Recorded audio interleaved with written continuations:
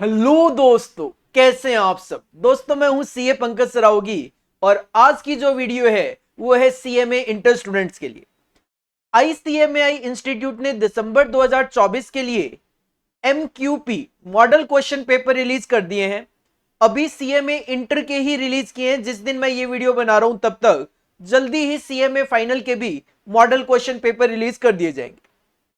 तो cost accounting का जो मॉडल क्वेश्चन पेपर था दिसंबर 2024 सेट वन, ऑलरेडी हम उसका सॉल्यूशन अपलोड कर चुके हैं।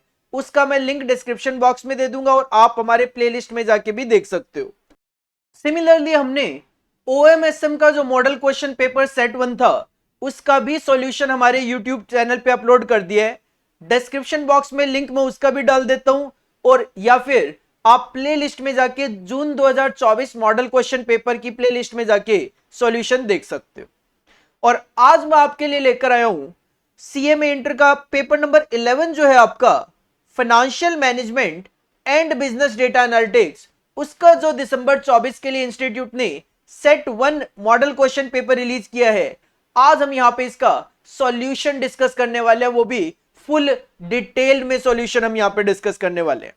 तो अगर आप हमारे चैनल पे नए हो तो सबसे पहले चैनल को सब्सक्राइब कर दीजिए, क्योंकि इस तरीके की मॉडल क्वेश्चन पेपर सीरीज हम हमेशा आपके लिए लेकर आते हैं। जैसे ही आपके एग्जाम्स होते हैं उसके बाद हम सजेस्टेड आंसर की सीरीज लेकर आते हैं। एग्जाम से पहले हम आपके लिए रिवीजन लेकर आते हैं, रिवीजन्स लेकर आते हैं, पूरी रिवीजन सीरीज लेकर आते हैं। और इसके अलावा फ्री टेस्ट सीरीज हम कंडक्ट करते हैं हमारी मोबाइल ऐप के थ्रू। तो हमारे मोबाइल ऐप का लिंक भी डिस्क्रिप्शन बॉक्स में गिवन है, उसको आप डाउनलोड करके छोड़ लीजिए। साथ में जो मैं आपको यहाँ पे सॉल्यूशन करा रहा हूं इसका जो पीडीएफ है वो आपको कहां से मिलेगा, तो वो पीडीएफ भी आपको हमारी मोबाइल ऐप से ही मिलेगा, आप वहां पे जाके डाउनलोड कर सकते हो। टेलीग्राम चैनल का लिंक डिस्क्रिप्शन बॉक्स में गिवन है, वो भी आप ज्वाइन कर लीजिए, क्योंकि उस पे नॉर्मली आपको कोई भी अपडेशन वगैरह होती है या फिर हमारी क्लासेस के ऑफर्स वगैरह होते हैं वो भी आपको उस पे डिटेल्स मिल जाती है। तो चलिए स्टार्ट करते हैं financial management and business data analytics का, दैट इज पेपर नंबर 11 का मॉडल क्वेश्चन पेपर दिसंबर 24 के लिए सॉल्यूशन। डिटेल में सॉल्यूशन मैं करवाने वाला हूं। यहां पे 100 नंबर का आपका पेपर होता है, हम सबको पता है, जिसको सॉल्व करने के लिए एग्जाम में आपको 3 घंटे मिलते हैं। तो मॉडल क्वेश्चन पेपर भी एग्जाम के हिसाब से ही बनाए जाते हैं। दो सेक्शन में आपका पेपर होता है, section A that is compulsory और सेक्शन बी। सेक्शन ए में आपको 2-2 नंबर के 15 एमसीक्यू दिए जाते हैं, अकॉर्डिंगली 30 मार्क्स का ये क्वेश्चन होता है। इसमें अगर मैं बात करूं तो हमारा 80% पार्ट एफएम का रहता है और 20% पार्ट बीडीए का रहता है। तो 12 क्वेश्चन इसमें, 15 में से 12 क्वेश्चंस आपको इसमें एफएम के देखने को मिलते हैं और 3 क्वेश्चन आपको इसमें बिजनेस डेटा एनालिटिक्स के देखने को मिलते हैं। जो बिजनेस डेटा एनालिटिक्स है वो थ्योरेटिकल है, तो ऑफ कोर्स जो 3 एमसीक्यू आपको देखने को मिलेंगे बीडीए में से वो तो थ्योरेटिकल ही देखने को मिलेंगे।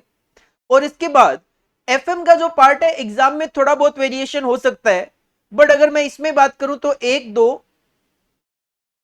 3 4 5 6, सर इसमें जो 6 क्वेश्चन है, इवन एक लास्ट में भी ये देखने को मिल रहे 7 क्वेश्चन इसमें जो है, 7 क्वेश्चन जो है वो आपको यहां पे प्रैक्टिकल देखने को मिल रहे हैं एफएम में से।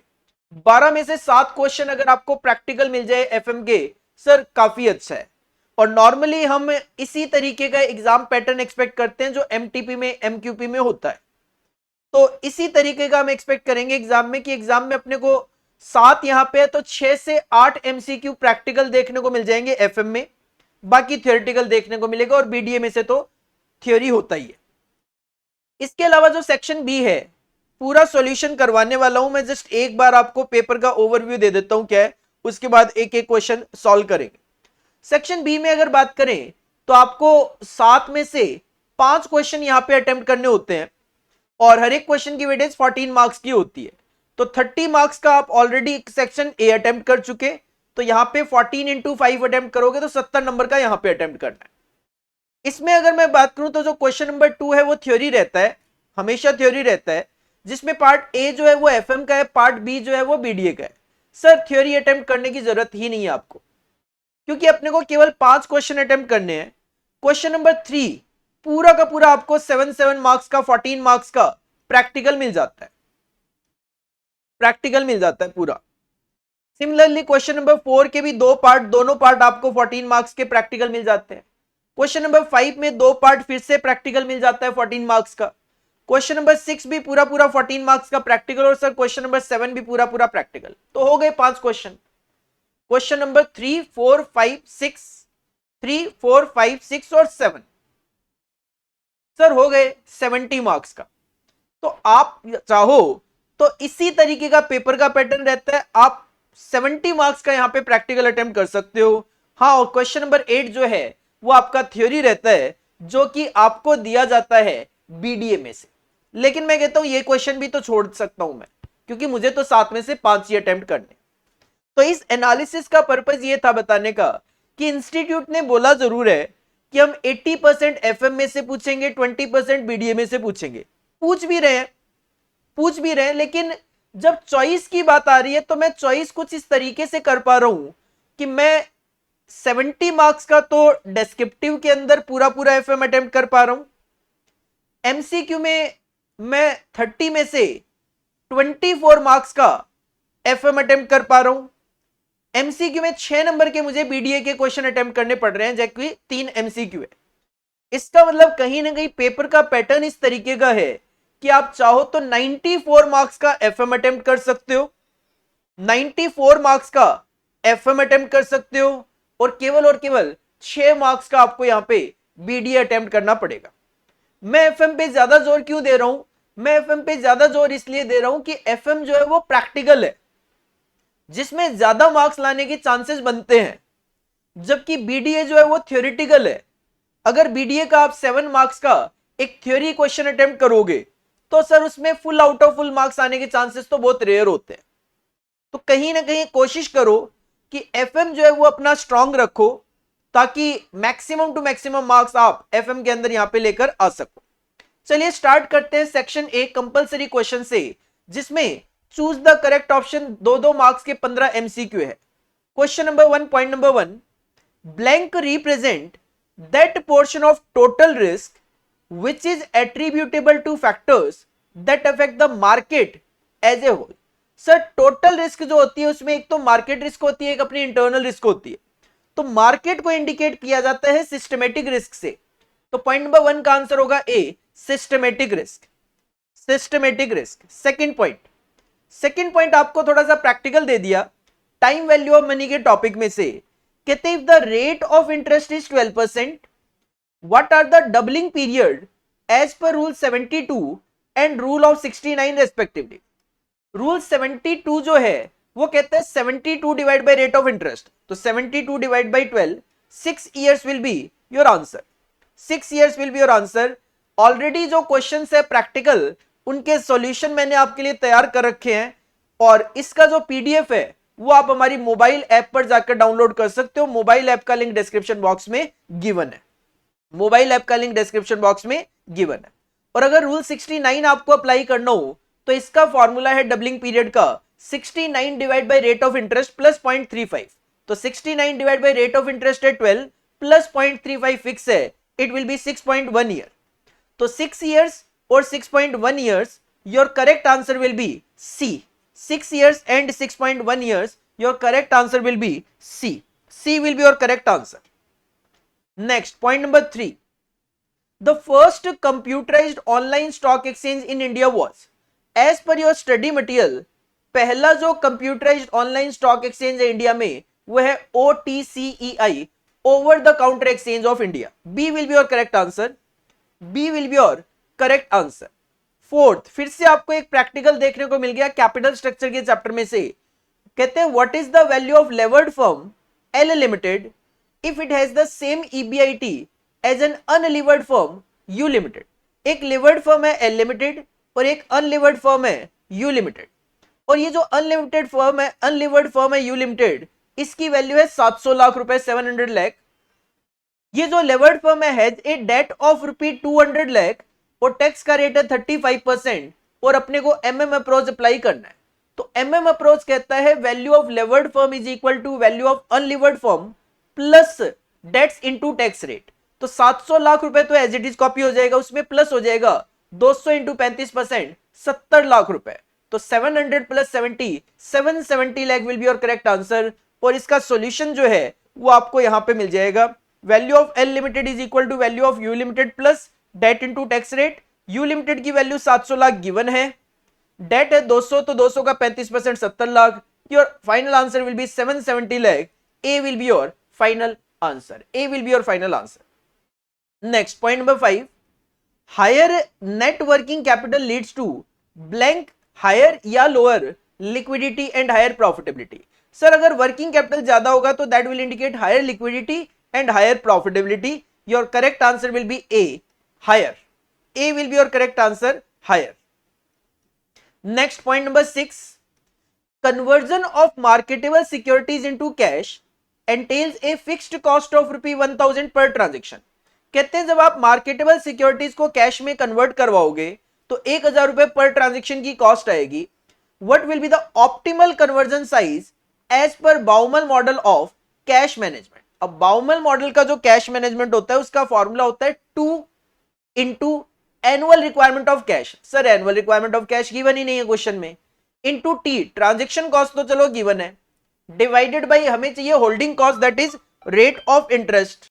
तो ये जो क्वेश्चन है इसमें तो कुछ है ही नहीं, ना तो एनुअल कैश रिक्वायरमेंट गिवन है, ना होल्डिंग का रेट गिवन है, इंटरेस्ट का रेट गिवन है। तो this is the incomplete question. Incomplete question है। एक बार जब इंस्टीट्यूट इसका सॉल्यूशन दे, मैं कहूंगा आप जरूर चेक करना कि इंस्टीट्यूट बिना डेटा के किस तरीके से क्वेश्चन को सॉल्व करता है। इसके बाद आगे बढ़े पॉइंट नंबर 7 की तरफ। तो पॉइंट नंबर 7 है SISFS स्टैंड्स फॉर। सर इसकी फुल फॉर्म होती है startup India seed fund scheme. Startup India seed fund scheme. D will be your correct answer. D will be your correct answer. इसके बाद जो नेक्स्ट गिवन है point number 8, point number 8 के practical question है फिर से। The following information is given for a project, annual cash inflow given आपके पास 8 लाख रुपए का, ठीक है। लाइफ रहेगी 4 साल की, लेकिन ये पे बैक पीरियड ऑलरेडी कैलकुलेट कर चुके हैं जो कि 2.855 ईयर्स है। पे बैक पीरियड का फॉर्मूला होता है cost of the project divide by annual cash inflow. तो क्वेश्चन आपसे कॉस्ट ऑफ प्रोजेक्ट जानना चाह रहे हैं, तो सिंपल कॉस्ट ऑफ प्रोजेक्ट आ जाएगी आपकी 8 लाख मल्टीप्लाई बाय 2.855 करोगे तो 22,84,000, 22,84,000। B will be your correct answer. और इसका जो सॉल्यूशन है मैंने दे दिया, पे बैक पीरियड का formula cost of project divide by annual cash inflow. Cost of project question में गिवन है 2.855। कॉस्ट ऑफ प्रोजेक्ट आपको कैलकुलेट करनी है। एनुअल कैश इनफ्लो क्वेश्चन में गिवन है, क्रॉस मल्टीप्लिकेशन हुआ, आंसर आ गया 22,84,000। Final answer will be B. Next point number 9, every debt instrument has a face value. Sir होती है, मैच्योरिटी वैल्यू भी होती है, a face value as well as maturity value. तो sir C will be your correct answer. Every debt instrument has a face value भी होती है तो उसकी मैच्योरिटी वैल्यू भी होती है। नेक्स्ट 10th, फिर से आपको एक प्रैक्टिकल क्वेश्चन दिया गया।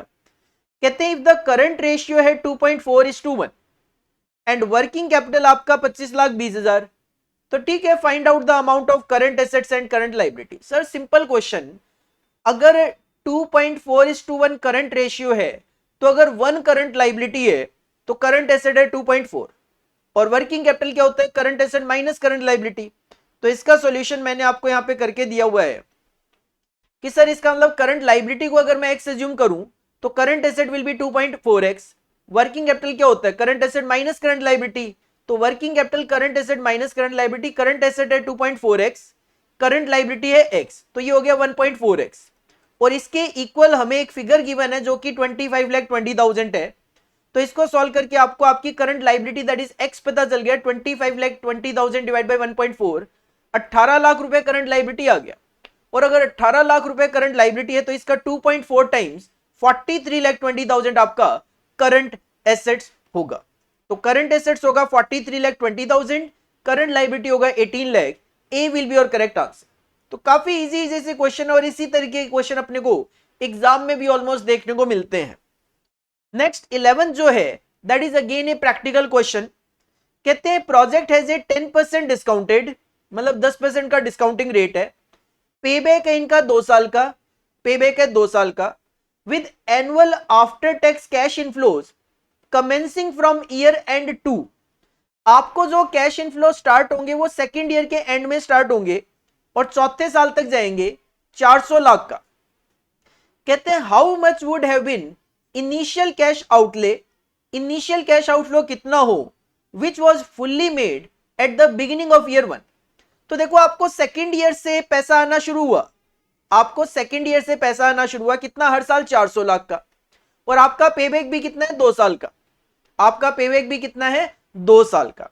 तो अगर आपका पेबैक भी 2 साल का है और आपको दूसरे साल से पैसा आना शुरू हुआ, वो एनुअल कैश इनफ्लो 400 लाख, तो सर इसका मतलब आपका आउटफ्लो भी 400 लाख ही होगा। तो दूसरे साल में वो 400 लाख आया तो पेबैक भी आपका 2 साल बन गया। तो your correct answer will be A, your correct answer will be A, 400 lakh. तो 400 लाख रुपए आपका आउटफ्लो रहा होगा, 400 लाख रुपए आपका आउटफ्लो रहा होगा, जो कि आपको 2 साल में यहां पे रिकवर हो रहा है। बाकी इसके लिए मैं थोड़ा सा सजेस्ट करूंगा कि एक बार इंस्टीट्यूट का सॉल्यूशन आए वो देखेंगे, क्योंकि देखो इस क्वेश्चन को पढ़ने में 2 तरीके हैं। एक तो ये पढ़ा जा सकता है कि भाई ये डिस्काउंटेड पेबैक 2 इयर्स है, डिस्काउंटेड पेबैक पीरियड 2 साल है। एक ये इस तरीके से पढ़ा जा सकता है कि 10% डिस्काउंटिंग का रेट है और पेबैक 2 साल का है।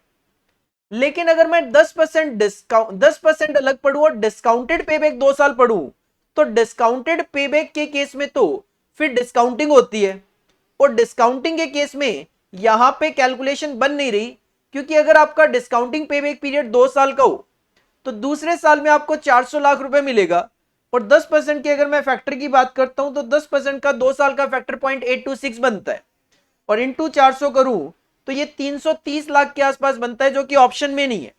तो मैंने इसको यही एज्यूम किया कि ये पेबैक पीरियड 2 साल का गिवन है और 10% जो है वो डिस्काउंटिंग का रेट आपके पास गिवन है।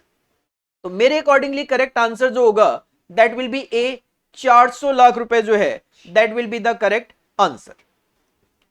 इसके बाद नेक्स्ट क्वेश्चन की तरफ अगर मूव करें, नेक्स्ट क्वेश्चन की तरफ अगर मूव करें तो यहां पे मैंने ऑलरेडी डायरेक्ट आंसर लिख दिया था। 12th की तरफ मूव ऑन करें तो XBRL is the abbreviated form of, sir XBRL की फुल फॉर्म बतानी है आपको, और फुल फॉर्म होती है extensible business reporting language. A will be your correct answer, extensible business reporting language. Next 13th, ये जो आपका पॉइंट नंबर 12 था that was from BDA, business data analytics. 13 भी आपका बिजनेस डेटा एनालिटिक्स में सही है। The geometric distribution is a discrete distribution that assess the probability of the occurrence of the first success. Sir यही correct answer है, आगे जाने की जरूरत है ही नहीं। The geometric distribution is A discrete distribution that assess the probability of the occurrence of first success. Next 14th, a scatter plot displays several unique data points on a single graph. A will be your correct answer. A scatter plot displays several unique data points on a single graph. तो हमारे जो BDA के notes हैं, हमारे जो registered students हैं, उन्होंने देखे होंगे हमारे जो BDA के नोट्स हैं वो काफी समराइज्ड फॉर्म में है, और दूसरा हमने सारी चीजें जो है वो पॉइंट्स फॉर्म में, बुलेट्स फॉर्म में आपके सामने प्रेजेंट किए, तो आप इस तरीके के जो MCQ क्वेश्चंस आते हैं उनके बहुत इजीली आंसर दे सकते हो। और लास्ट जो फिर से 15 दिया गया वो FMA से दिया गया।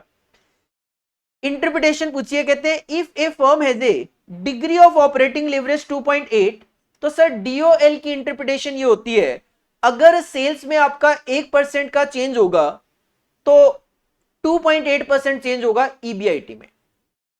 इफ सेल्स इंक्रीज बाय 2.8 नहीं 1%, if sales rise by 1%, EBIT will be rise by 2.8%। C will be your correct answer, C will be your correct answer. अगर सेल्स में 1% का राइज होता है तो EBIT विल राइज बाय 2.8%। तो ये 15 MCQ थे, ये 15 MCQ थे, जिसमें से अगर मैं कहूं तो एक MCQ में इनकम्प्लीट डेटा है, दैट इज 6th वन, और एक थोड़ा सा मुझे जो डाउटफुल लग रहा है वो लग रहा है 11th, कि इसमें थोड़ा सा लैंग्वेज का इश्यू है, बट अकॉर्डिंगली जो ऑप्शंस गिवन है मेरे हिसाब से मैंने जो आपको बताया वो ठीक बताया, बट फिर भी एक बार इंस्टीट्यूट के सॉल्यूशन आए तो चेक करना बनता है कि यहाँ पे इंस्टीट्यूट क्या करते हैं।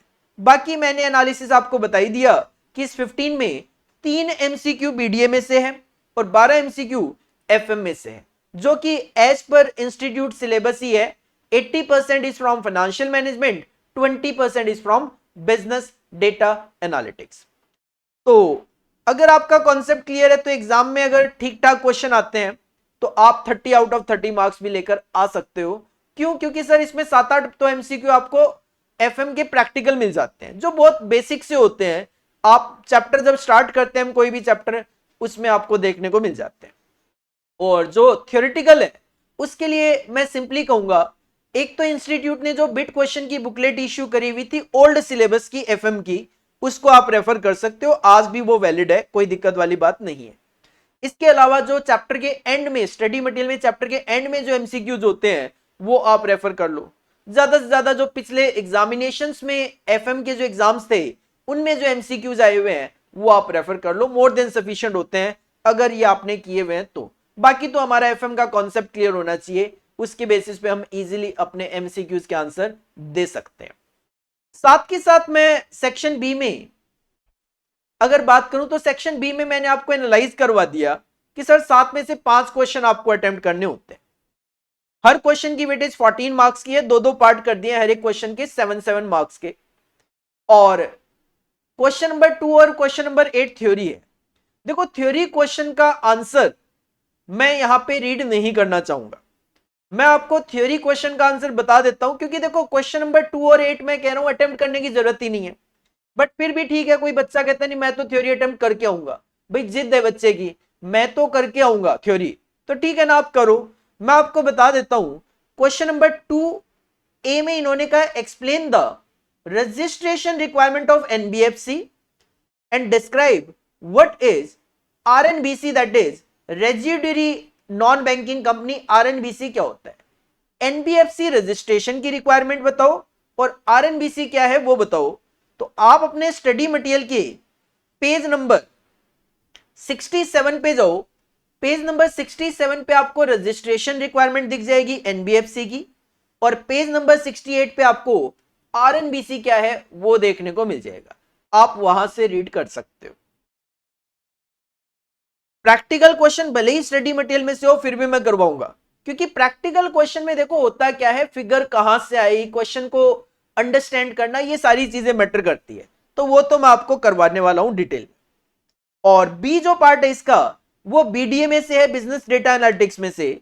कहते हैं describe the data mining, data mining क्या है वो बताओ, and explain the application of data mining techniques in finance and management. Data mining की जो टेक्निक्स है फाइनेंस एंड मैनेजमेंट में वो बताओ। तो इसके लिए आप अपने स्टडी मटेरियल के पेज नंबर 637 पे चले जाओ, आपको दिख जाएगा डेटा माइनिंग क्या है, और डेटा माइनिंग की टेक्निक्स देखनी है तो पेज नंबर 638 पे आपको मिल जाएगा। तो थ्योरी क्वेश्चन आप डायरेक्टली अपने स्टडी मटेरियल से रीड कर सकते हो, किसी तरीके की कोई दिक्कत आपको फेस नहीं होगी। इसके बाद हम आते हैं अपने प्रैक्टिकल क्वेश्चंस पे, दैट इज क्वेश्चन नंबर 3। और क्वेश्चन नंबर 3 जो है उसके 2 पार्ट किए गए। पार्ट ए गिवन है रेशियो एनालिसिस में से, और पार्ट बी है आपको फंड फ्लो स्टेटमेंट में से। फंड फ्लो स्टेटमेंट में से एग्जाम पॉइंट ऑफ व्यू से अगर मैं बात करूं तो देखो एग्जाम में भी नॉर्मली ऐसा ही देखा जाता है कि जो क्वेश्चन नंबर 3 का पार्ट ए है उसमें आपको रेशियो देखने को मिलता है, पार्ट बी जो है उसमें कभी कैश फ्लो तो कभी फंड फ्लो, इस तरीके से देखने को मिलता है। तो मॉडल क्वेश्चन पेपर में फंड फ्लो है, बट ऐसा बिल्कुल नहीं है कि एग्जामिनर भी फंड फ्लो ही पूछे, आपको एग्जाम में वहां पे कैश फ्लो भी देखने को मिल सकता है। Question number 3A that is from ratio analysis, 7 marks की वेटेज के साथ आप एग्जाम में भी एक्सपेक्ट कर सकते हो। Question number 3A from ratio analysis, the following is the summary of financial ratios and form of a textile company having a sale of 32 lakh. एक कंपनी की सेल है 32 लाख रुपए और आपके पास कुछ रेशियोज गिवन है, जिसमें सबसे पहले सेल्स टू नेटवर्थ गिवन है 2.3 टाइम्स। सेल्स टू नेटवर्थ का फॉर्मूला होगा सेल्स डिवाइडेड बाय नेटवर्थ, और अगर आपके पास सेल्स गिवन है तो आप इजीली नेटवर्थ कैलकुलेट कर सकते हो 32 डिवाइडेड बाय 2.3 करके, अकॉर्डिंगली आपको यहां से फॉर्मूला क्या बनेगा, सेल्स होगी 32 lakh divided by net worth is equal to 2.3। Accordingly आपको यहां से आपका नेटवर्थ मिल जाएगा जो कि अप्रॉक्स 13.91 आएगा। देखो इसका सॉल्यूशन मैंने ऑलरेडी आपके लिए तैयार करा हुआ है। तो नेटवर्थ आपकी 32 लाख है, तो 32 लाख डिवाइडेड बाय 2.3 करोगे तो ये 13.91 मतलब 13,91,304 रुपए के आसपास ये फिगर आ जाएगी। तो नेटवर्थ आ जाएगी आपकी 13,91,304। और क्वेश्चन को अगर मैं आपको थोड़ा सा लास्ट में दिखा दूं तो आपको एक बैलेंस शीट का फॉर्मेट गिवन है, इसमें आपको डेटा फिल करना है। सबसे पहले आप नेटवर्थ ऑलरेडी कैलकुलेट कर चुके हो, तो ये नेटवर्थ जो है वो आप बैलेंस शीट में यहां पे शो कर सकते हो 13,91,304। अब आपके पास सेल्स भी है और आपके पास नेटवर्थ भी है। तो नेक्स्ट रेशियो था करंट डेट टू नेटवर्थ। आपके पास नेटवर्थ है 13,91,304 और फॉर्मूला है current debt divided by net worth is equal to 42%। तो ये जो 13,91,304 है इसका 42% आपका करंट डेट है, जो कि आ जाएगा 584,348। 584,348 ये आपका करंट डेट कैलकुलेट होके आ जाएगा। 584,348 करंट डेट आ जाएगा, जो कि आप यहां पे बैलेंस शीट में शो कर सकते हो। इसके बाद आगे बढ़े तो आपको बोला टोटल डेट टू नेटवर्थ है 75%। नेटवर्थ कितनी थी 13,91,304, उसका 75% आपका टोटल डेट है। टोटल डेट का मतलब 1043,478 आ रहा है, 1043,478 आ रहा है। अगर आपका टोटल डेट है 1043,478 जिसमें आपका करंट डेट है 584,348, तो इन दोनों का जो डिफरेंस होगा वो आपका लॉन्ग टर्म डेट आ जाएगा। 1043,478 minus 584,348 it is 459,130।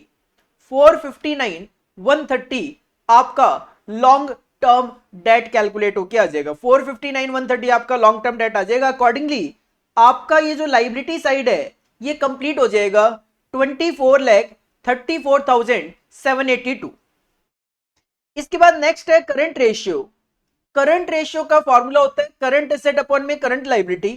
Current liability तो आप ऑलरेडी कैलकुलेट कर चुके थे 584,348, 584,348 और करंट रेशियो है आपका 2.9, तो मल्टीप्लाई बाय 2.9 कर लो बस।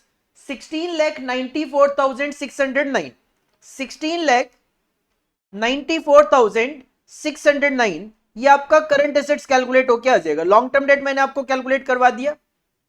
करंट एसेट्स आ जाएगा आपका 16,94,609, एक बार कैलकुलेट करके रख लिया। इसके बाद इन्होंने कहा नेट सेल्स टू इन्वेंट्री है 4.7। सेल्स आपके पास गिवन है, सेल्स अपॉन में इन्वेंट्री आ रहा है 4.7। सेल्स है 32 लाख, तो 32 लाख डिवाइडेड बाई 4.7 आपको इन्वेंट्री पता चल जाएगी 680,851।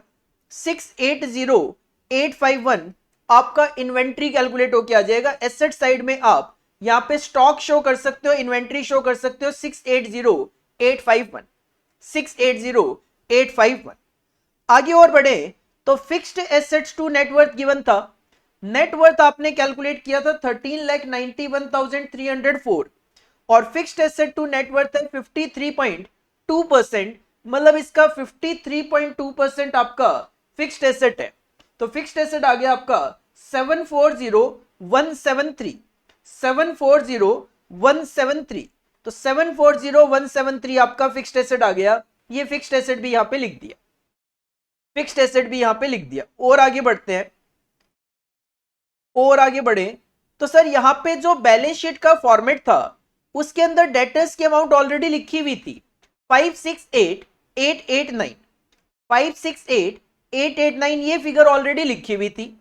तो आपको पता था कि आपका करंट एसेट है 1694,609, 1694,609, उसमें से दो करंट एसेट जो स्टॉक और डेटर्स है वो आपके पास ऑलरेडी है, तो ये दोनों माइनस कर दोगे आपको आपका कैश पता चल जाएगा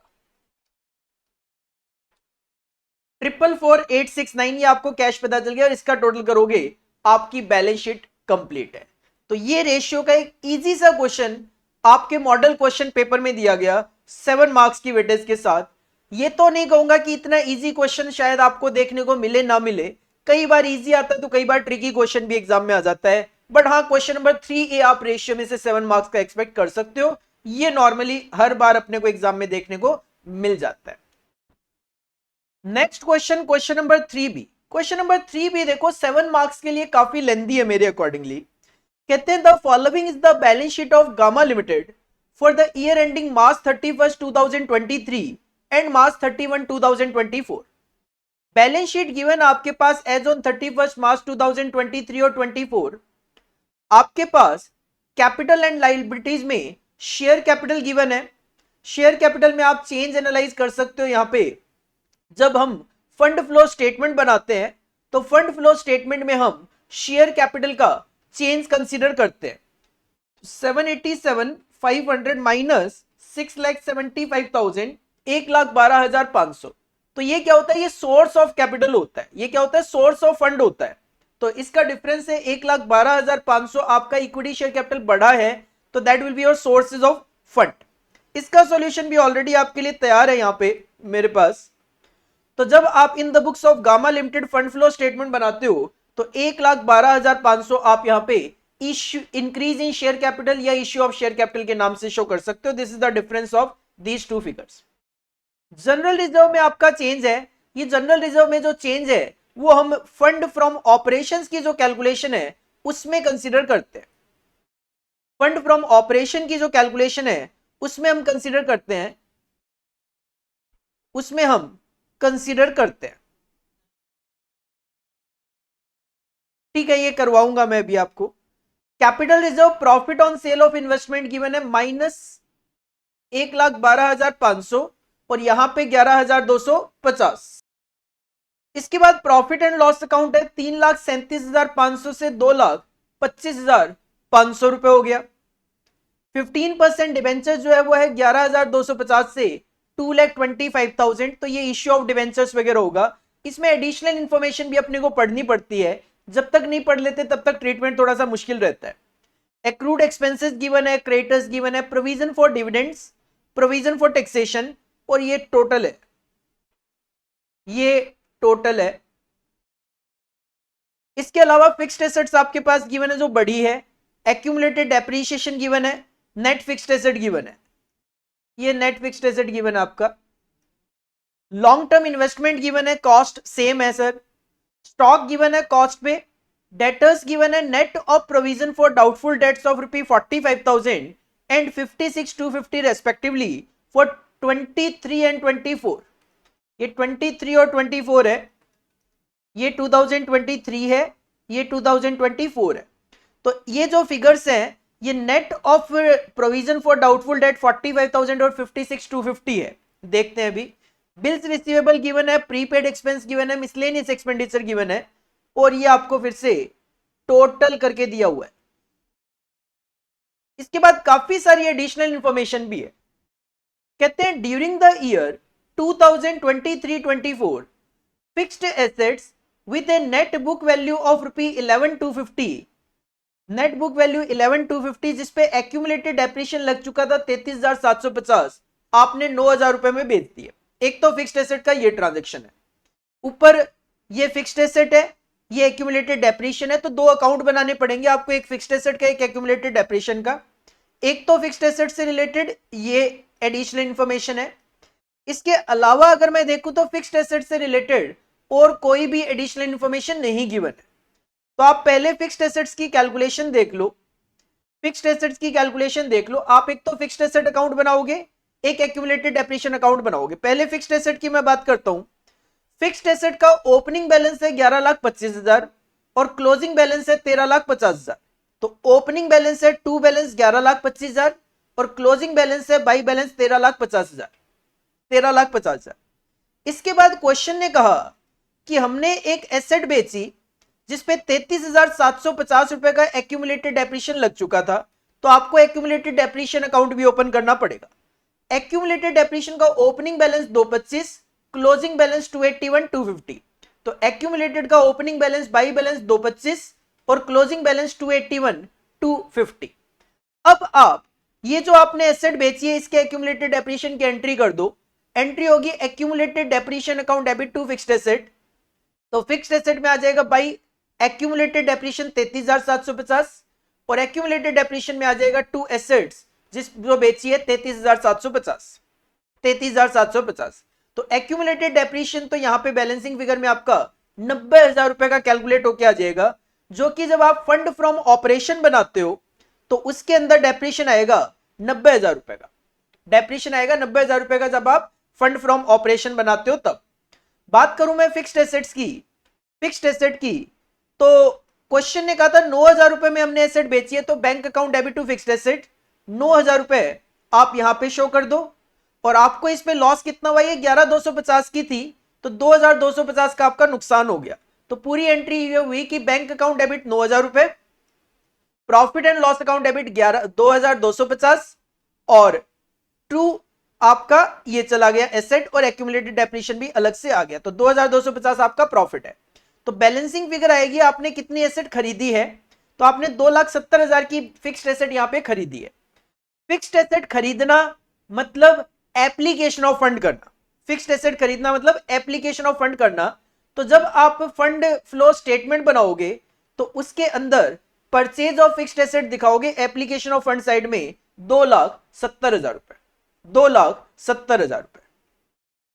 तो इस तरीके से आपको एक एक ट्रांजेक्शन जो है वो पिक करना पड़ता है फंड फ्लो में। सेकेंड पॉइंट कहते हैं during the year 2023-24 investment costing ₹90,000 were sold and also investment costing ₹90,000 were purchase.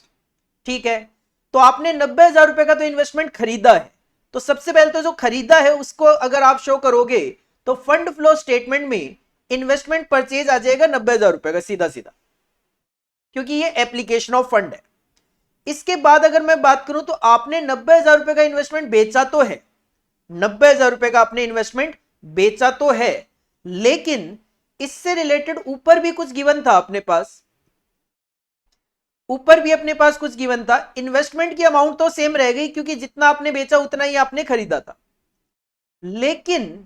लेकिन अगर मैं बात करूं तो क्वेश्चन ने यहां पे कहा था कैपिटल रिजर्व के अंदर profit on sale of investment है। तो 2024 में ये 11,250 का जो कैपिटल रिजर्व है ये profit on sale of investment हम मान के चल रहे हैं। तो 90,000 रुपए का अगर था तो 90,000 में आपका प्रॉफिट है 11,250 का, तो अकॉर्डिंगली ये 90,000 प्लस 11,250 1,01,250 ये सेल ऑफ इन्वेस्टमेंट यहां पे इस तरीके से कैलकुलेट किया गया, इस तरीके से यहां पे ये कैलकुलेशन करी गई है। इसके अलावा आगे और बढ़ते हैं तो क्वेश्चन है debentures were retired eight A premium of 10%। जो डिबेंचर्स है वो आपने रिटायर कर दिए हैं 10% प्रीमियम पे आपने रिटायर किए हैं। तो डिबेंचर्स की अगर बात करें तो सर डिबेंचर्स जो है ये है डिबेंचर्स आपके। तो देखो यहां पे है ना कुछ गड़बड़ है, मैं बताऊं यहां पे ना फिगर्स को लेकर कुछ ना कुछ गड़बड़ चल रही है, यहां पे फिगर्स को लेकर कुछ ना कुछ गड़बड़ है। और वो गड़बड़ क्या है मैं बताता हूं कि जो ट्रीटमेंट किया है इन्होंने डिबेंचर्स का, इन्होंने डिबेंचर का रिडम्पशन दिखाया है 1,12,500, 1,12,500, जबकि ये लिखा हुआ है यहाँ पे 11,250। अगर मैं इसका टोटल चेक करता हूं तो यहां पे कहीं ना कहीं कोई प्रिंटिंग मिस्टेक तो है, जो क्या हो सकती है वो मैं आपको अभी एनालाइज करके बताता हूं टोटल कैलकुलेशन करके। ये टोटल तो मैच हो रहा है, तो एक्चुअल में मैं बताऊं कहानी ये है कि ये जो फिगर है 11,250 ये 11,250 नहीं है, ये 1,12,500 है। टोटल मैच करने की बात करूं तो ये फिगर अगर 1,12,500 है तो ये कहीं ना कहीं 11,250 थी, ये कहीं ना कहीं 11,250 थी। तभी सीन ये बनेगा कि 1,00,000, ये तो 11,250 मैच कर ही रहा था, इसमें तो कोई दिक्कत थी ही नहीं। ये 1,12,500 की जो फिगर है, 1,12,500 के डिबेंचर्स थे, तो आपने रिडीम कर दिए तो रिडम्पशन ऑफ डिबेंचर 1/12/500 आ जाएगा, और 10% प्रीमियम पे किए तो इसका 10% 11,250 आ जाएगा। ये इस तरीके से होगा। तो वहां पे प्रिंटिंग मिस्टेक है, प्रिंटिंग मिस्टेक है,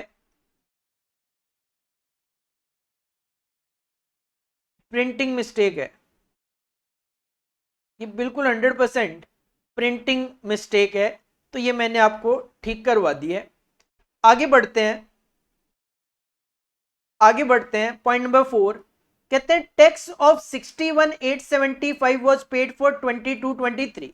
पिछले साल का टैक्स हमने पे कर दिया 61,875 का, तो टैक्स आपने पे कर दिया 61,875 का, 61,875 का। नेक्स्ट पॉइंट में कहते हैं during the year 2023-24 bad debts of 15,750 were return of against the provision for doubtful debt account. और ऊपर जब हमने क्वेश्चन पढ़ा था तो वहां पे प्रोविजन फॉर डाउटफुल की बात भी की गई थी। तो आपको इसके लिए provision for doubtful debt account एक बनाना पड़ेगा, प्रोविजन फॉर डाउटफुल डेट आपको अकाउंट एक बनाना पड़ेगा। ओपनिंग बैलेंस था इसका 45,000 और क्लोजिंग बैलेंस था इसका 56,250। और क्वेश्चन ने कहा है कि 15,750 जो है वो आपने during the period right of किया है। 15,750 जो है वो आपने during the period right of किया है। तो accordingly profit and loss account में 27,000 रुपए की जो फिगर है वो आपको यहां पे देखने को मिलेगी, जो कि आपके फंड फ्रॉम ऑपरेशन जो है, प्रॉफिट एंड लॉस अकाउंट जो है उसमें आपको देखने को मिलेगी। प्रॉफिट एंड लॉस अकाउंट में 27,000 रुपए की जो फिगर है वो आपको यहाँ पे देखने को मिल रही है। मतलब इंपैक्ट जा रहा है सिंपल, और दिखाई इसलिए नहीं रहे यहाँ पे। फंड फ्रॉम ऑपरेशन में ये क्यों नहीं आ रहा उसके पीछे एक रीजन बता देता हूं। फंड फ्रॉम ऑपरेशन में ये 27,000 रुपए की फिगर इसलिए नहीं आ रही क्योंकि ये जो आपके पास क्वेश्चन में डेटर्स गिवन होते हैं, ये जो डेटर्स गिवन है ये ऑलरेडी इसको एडजस्ट करके दिए हुए हैं। तो जब आप इन दोनों का डिफरेंस कंसीडर करोगे इंक्रीज इन डेटर्स में, तो उसके अंदर इसका एडजस्टमेंट ऑलरेडी सेट ऑफ हो चुका होगा। इस वजह से वो 27,000 की फिगर आपको फंड फ्रॉम ऑपरेशन में अलग से दिखाई नहीं दे रही यहां पे।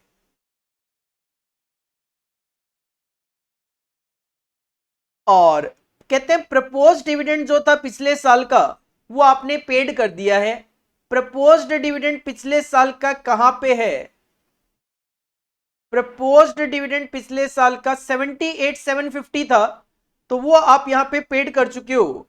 तो 78,750 का डिविडेंड पेड जो है, डिविडेंड पेड यहां पे 33,750 दिखाया है। क्यों दिखाया है 33,750? क्योंकि यहां पे फिगर्स गलत लिखी हुई है अगर मैं बात करूं तो। अब यहां पे ये 33,750 रुपए दिखाया है, तो 33,750 जो है ये डिविडेंड पेड यहां पे दिखाया गया है। तो एक्चुअल में क्वेश्चन में काफी सारी मिस्टेक्स है। क्वेश्चन की जो फिगर्स है ये काफी सारी ऊपर नीचे फिगर्स हुई है, जिसकी वजह से ये चेंजेस आपको देखने को मिल रहे हैं। तो ये 33,750 है, तो ये प्रोविजन फॉर प्रपोज डिविडेंड है, ये यहां पे फिगर है। तो इस वजह से ये 33,750 डिविडेंड पेड यहां पे शो करा हुआ है। 33,750 ये डिविडेंड यहां पे शो करा हुआ है। और एक सेल ऑफ एसेट हम यहां पे दिखाना भूल गए थे, वो भी लिख देता हूं 9,000 रुपए। पहला ही जो पॉइंट था फिक्स्ड एसेट वाला, उससे सेल ऑफ एसेट जो थी 9,000 रुपए की, वो भी तो आपका फंड रेज करेगी, आएगा फंड आपके पास, सोर्स होगा, तो वो भी आपने यहां पे शो कर दिया है। क्वेश्चन की डिमांड क्या थी अगर मैं एक बार पढ़ दूं तो इन्होंने कहा था फंड फ्लो स्टेटमेंट बना के देना, that is statement of changes in financial position on working capital basis. लेकिन इसके लिए टोटलिटी में मैं बात करूं तो 3 स्टेटमेंट बनते हैं, एक तो schedule of changes in working capital, एक फंड फ्रॉम ऑपरेशन और एक fund flow statement. Fund flow statement में बाकी सारी फिगर्स आ गई, एक फंड फ्रॉम ऑपरेशन बाकी है जो एफएफओ से आएगा, एक इंक्रीज इन वर्किंग कैपिटल बाकी है जो कि schedule of changes in working capital से आएगा। तो पहले मैं आपको schedule of changes in working capital दिखा देता हूं, जो कि इजी होता है। ये जो statement showing changes in working capital होता है, that is one of the easiest part of fund flow statement. क्योंकि इसके अंदर करना क्या होता है, इसके अंदर जो करंट एसेट्स और करंट लायबिलिटीज है वो जस्ट शो करनी होती है। ये 2023 हो जाएगा और ये 2024 हो जाएगा। जस्ट आपको करंट एसेट्स की फिगर्स कॉपी करनी है।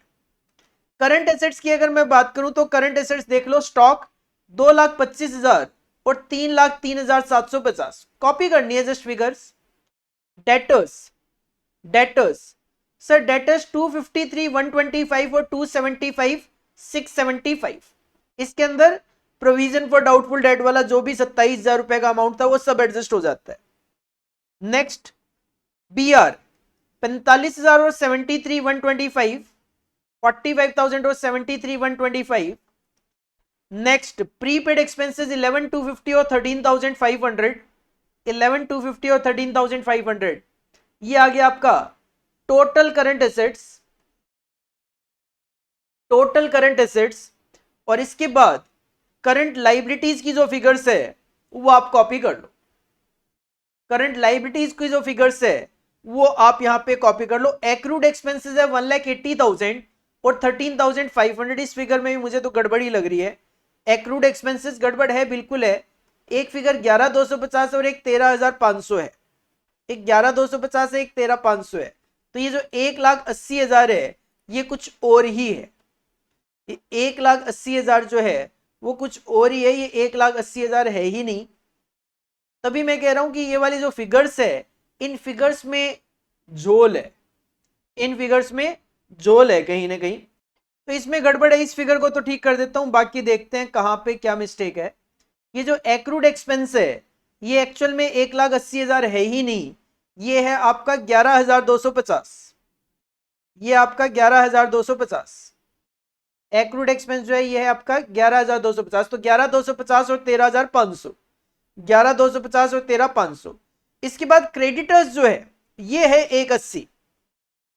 क्रेडिटर्स जो है ये 33,750 नहीं है, क्रेडिटर्स जो है वो 33,750 नहीं है। एक्चुअल में कहानी ये हुई होगी, ये 78,750 आपका ये टैक्स है, प्रोविजन फॉर टैक्स है। 78,750 जो है वो आपका प्रोविजन फॉर टैक्स है। वो ये फिगर इधर उधर होने की वजह से सब कुछ मामला गड़बड़ चल रहा है। क्रेडिटर्स जो है, क्रेडिटर्स की फिगर्स आप यहां से ट्रेस कर सकते हो कि जो क्रेडिटर्स है क्वेश्चन से आंसर बनाना होता है और हम यहां पे क्या कर रहे हैं, आंसर से क्वेश्चन बनाना पड़ रहा है। 1,80,000 इज द क्रेडिटर्स। तो क्रेडिटर्स की फिगर इधर 1,80,000 है, ये 33,750 तो पहले ही डिसाइड हो गया था कि ये प्रोविजन फॉर डिविडेंड है। तो कहीं ना कहीं ये वाली जो फिगर है ये टैक्सेशन वाली फिगर होगी, ये कुछ ऐसे चल रही है, ये फिगर कुछ इस तरीके से चल रही है। तो ठीक है, क्रेडिटर्स आपका ये है, क्रेडिटर्स आपका ये है, क्योंकि टैक्सेशन चाहे कुछ भी हो, क्वेश्चन ने टैक्सेशन को लेकर नीचे क्लियरली यही बोला था कि हमने टैक्स पेड किया है 61,875 का। तो ठीक है, बिल्कुल ठीक है, मैं क्लियरली बता दूं अब आपको। 78,750 जो है वो है आपका provision for tax, provision for dividend है 33,750, ये फिगर यहां पे है। 1,80,000 ये है, ये 11,250 है, ये आपका 1,12,500 है। प्रॉफिट एंड लॉस अभी तक हमने एनालाइज करा नहीं है, इस वजह से हमें फिगर सही से अभी पता नहीं है क्या होगा। तो ठीक है सर, ये आपने करंट लाइबिलिटीज भी लिख दी है।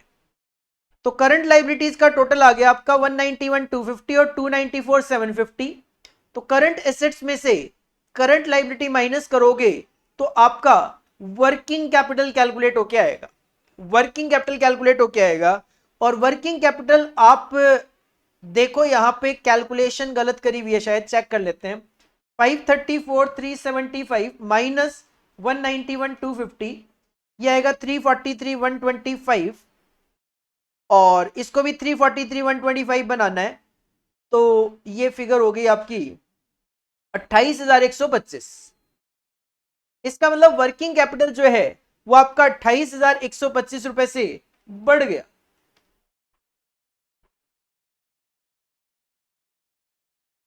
ये आ रहा है 368,250, ये आ रहा है 368, इसका डिफरेंस आ रहा है 368,250। तो इधर 343,125 है और इधर ये 368,250 है, इसका मतलब आपका जो वर्किंग कैपिटल है वो 343,125 से 368,250 हो गया, तो इंक्रीज इन वर्किंग कैपिटल है, और वर्किंग कैपिटल में इंक्रीज होने का मतलब होता है एप्लीकेशन ऑफ फंड, तो ये 28,125 आपका इंक्रीज इन वर्किंग कैपिटल, यहां पे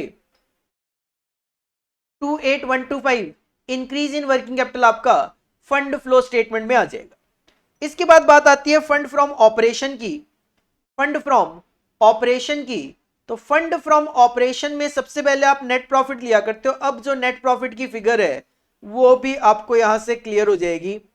sir profit and loss account जो है, प्रॉफिट एंड लॉस अकाउंट जो है वो आपका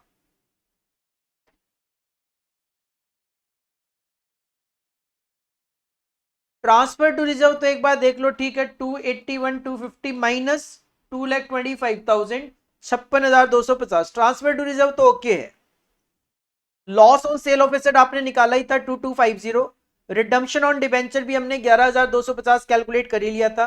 प्रोविजन फॉर टैक्स जो है वो आपको यहां से पता चली जाएगा, उसके लिए आपको प्रोविजन फॉर टैक्स का अकाउंट बनाना पड़ेगा, क्योंकि प्रोविजन फॉर टैक्स का अकाउंट आपको बनाना पड़ेगा, बिल्कुल बनाना पड़ेगा। प्रोविजन फॉर टैक्स का अकाउंट आपको बनाना पड़ेगा, बनाया होगा, बिल्कुल बनाया है, प्रोविजन फॉर टैक्स का अकाउंट बनाया है यहाँ पे। तो आप देखो ओपनिंग बैलेंस था प्रोविजन फॉर टैक्स का 78,750, 78,750, और क्लोजिंग बैलेंस जो है वो है आपका 85,500, 85,500। और एज पर क्वेश्चन आपने 61,875 का टैक्स पेड किया है, तो टू बैंक हो जाएगा, टू टैक्स पेड हो जाएगा 61,875, तो प्रॉफिट एंड लॉस अकाउंट की फिगर होगी 68,625, that will be in fund from operation 68,625। Proposed dividend की बात करें तो पिछले साल का तो डिविडेंड आप ऑलरेडी पे कर चुके थे एज पर क्वेश्चन, पिछले साल का तो डिविडेंड पे कर चुके थे, तो इस बार का आपने प्रोविजन क्रिएट कर देना है, तो प्रोविजन फॉर डिविडेंड आ जाएगा 38,250। इसके अलावा एक मिसलेनियस एक्सपेंडिचर राइट ऑफ आप कर रहे हो, यहां पे देख सकते हो 16,875 से 11,250 होने का मतलब राइट ऑफ किया है 5,625 का, 5,625 का आपने राइट ऑफ किया है। और ये जो नेट प्रॉफिट है यहाँ पे 225 माइनस 1,12,500, इसकी कहानी आपको देखनी पड़ेगी क्योंकि फिगर्स गलत है, सिंपल सी मैं बात करूं तो ये प्रॉफिट एंड लॉस अकाउंट जो है ये 3,37,500 नहीं है, ये है 1,12,500,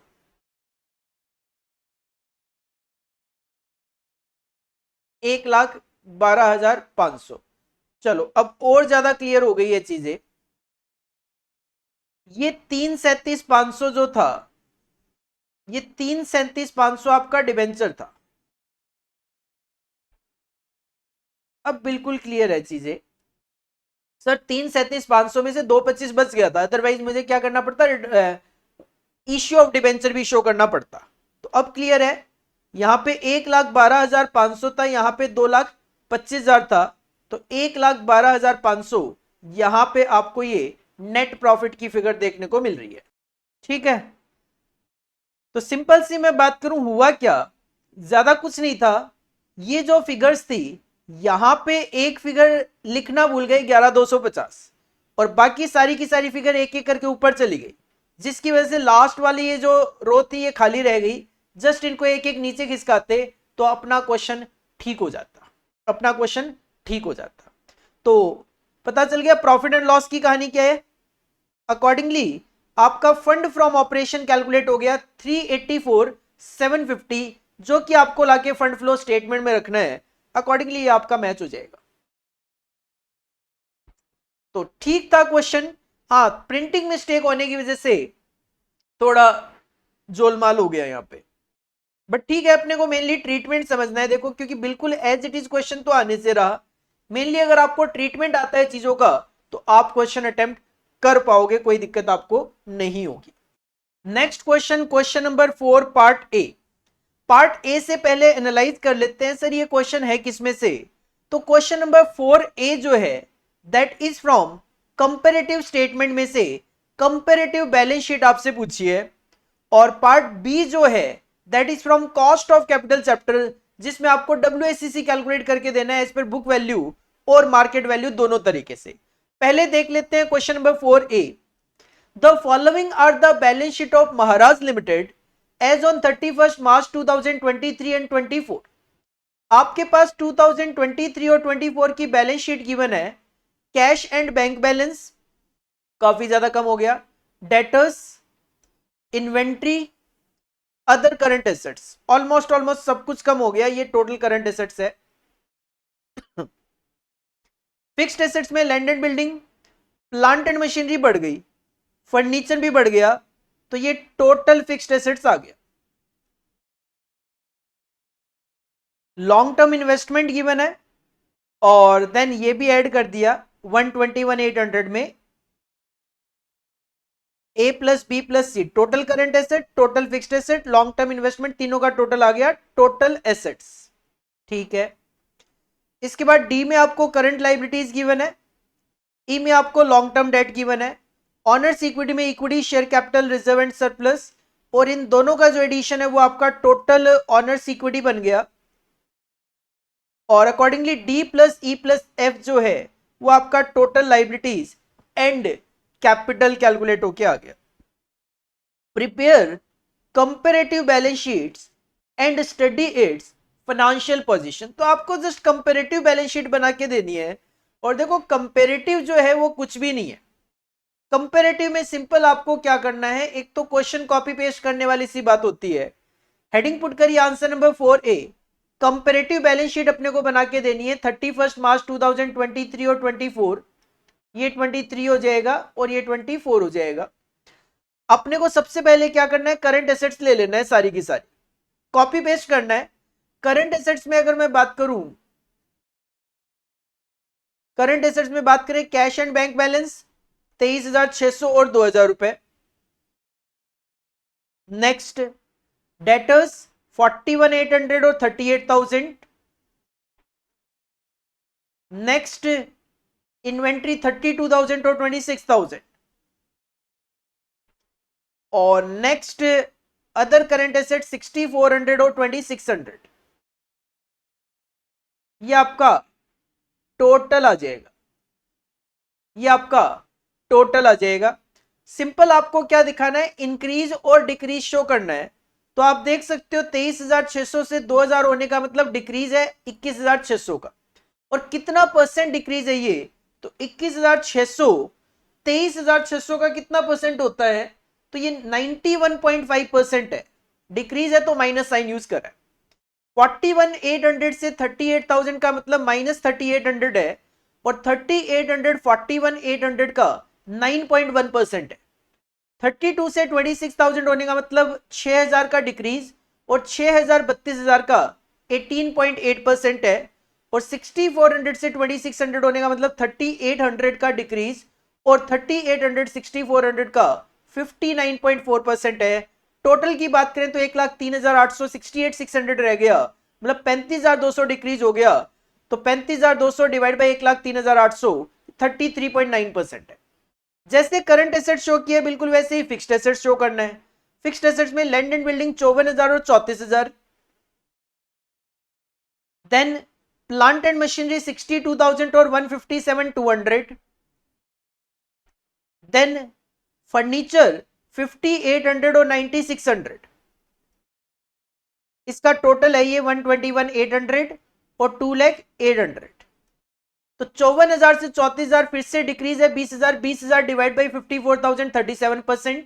62,000 और 157,200 पॉजिटिव है 95,200। 95,200 डिवाइडेड बाई 62,000 इंटू 100 153.5%। 5,800 से 9,600 मतलब 3,800 का इंक्रीज, तो 3,800 डिवाइड बाई 5,800 65.5%। 121,800 2,08,000 हो गया, 79,000 बढ़ गया, तो 79,000 डिवाइड बाई 121,800 64.9% आ गया। इसके बाद नेक्स्ट आपका लॉन्ग टर्म इन्वेस्टमेंट। नेक्स्ट आपका long term investment. Long term investment आपका 9,200 से 11,800 हो गया। लॉन्ग टर्म इन्वेस्टमेंट 9200 से 11,800 हो गया। 2600 का इंक्रीज है तो 2600 डिवाइड बाय 9200 28.3%। नेक्स्ट आइटम आपका टोटल एसेट शो किया है 234,800 और 281,200, तो इंक्रीज है ये 46,400 डिवाइड बाई 234,800, 19.8%। कुछ भी नहीं है, जस्ट क्वेश्चन को कॉपी पेस्ट करके एक तरीके से इंक्रीज और डिक्रीज की अमाउंट निकालनी है और परसेंटेज निकालना है। सिमिलरली करंट लाइबिलिटीज 52,400 और 25,400, दोनों का डिफरेंस 27,000 का डिक्रीज, 27,52,400 का 51.5% है। इसके बाद आपका लॉन्ग टर्म डेट 40,000 से 65,000, 25,000 रुपए का इंक्रीज है और 25,000 40,000 का 62.5% होता है। देन ऑनर्स इक्विटी की बात करें तो इक्विटी शेयर कैपिटल 80,000 से 1,20,000 हो गया, तो 40,000 बढ़ गया, 80,000 पे 50% बढ़ गया। और रिजर्व एंड सरप्लस जो है वो आपका 62,400 से 70,800 हो गया, तो 8,400 बढ़ गया ऑन 62,400, तो ये 13.5% आ गया। देन यहाँ पे ये टोटल करा हुआ था 142,400 और 190,800, तो इसका डिफरेंस है 48,400, 48,400 42,400 का कितना परसेंट है, 34%। और finally total liabilities and capital 234,800 और 281,200, सर 46,400 का इंक्रीज है जो कि 19.8% है। कुछ भी तो नहीं करना होता, 7 नंबर की वेटेज है, जस्ट आपका टाइम लगना है। और जैसा कि इंटरप्रिटेशन पूछते हैं स्टडी इट्स फाइनेंशियल पोजीशन, तो स्टडी में आपको क्या करना है, कुछ इस तरीके से इंटरप्रिटेशन मेंशन करनी है। आप इसको खुद भी रीड कर सकते हो, बट एक बार कर देता हूं। Comparative balance sheet shows the balances of different assets and liabilities of two different period of same company. Company same होनी चाहिए, पीरियड अलग अलग, जैसे 2023-24, एंड शोज एब्सोल्यूट इंक्रीज और decrease of each item in 2023-24, 23-24 over 2022-23। ये तो absolute मतलब amount में, and show the percentage change भी शो करते हैं। इंटरप्रिटेशन ये है कि करंट एसेट जो है, करंट एसेट्स की अगर बात करें तो करंट एसेट आपकी 33.9% से डाउन हुई है, सारी करंट एसेट डाउन हुई है। The current asset of Maharaj limited have decreased by 35,200, ये वाला figure.